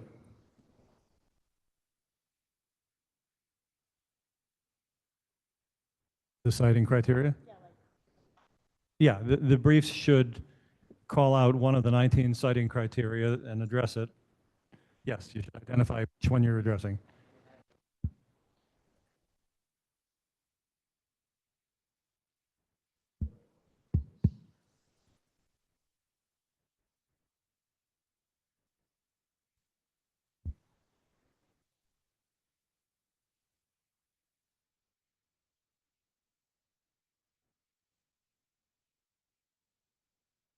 Leaving a lot of time for a draft decision for you to consider. Right. And, make whatever you want to do with that and come to a final decision. Yep, that sounds reasonable. If we wanted to plan for deliberations on the night of the 12th, could we receive? We're going to close tomorrow on the 4th. Could we receive briefs by Tuesday the 10th?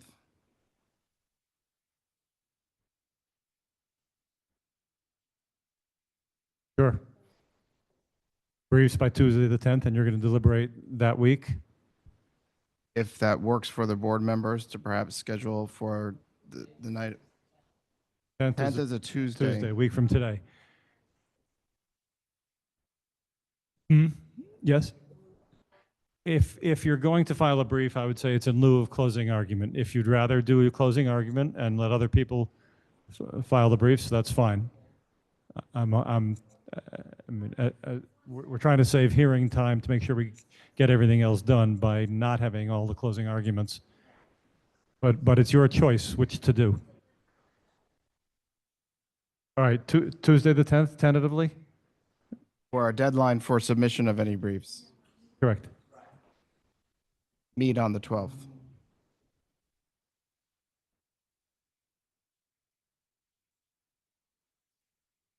Well, all right, I'm going to adjourn the hearing till tomorrow night in the Kairos Auditorium at 7:30. No, that's a regular scheduled Board of Health. Oh, no, sorry. Tomorrow night. Yes, yes, Okay. yes. And so we're adjourned for this evening. Excuse me, did you decide it's going to be either briefs or oral argument? Yes. Okay, thank you. Yes, one or the other. They're weighted the same. One's much more extensive with citations to the record, in writing that the board can digest. Oral argument is just a verbal summary of whatever you want to talk about. Even if you're only doing oral argument, it's still going to be limited in time based on whatever time we have. Okay, we're adjourned for this evening. Thank you again. Joel, sorry, before you go, I need to discuss the business side of this with you.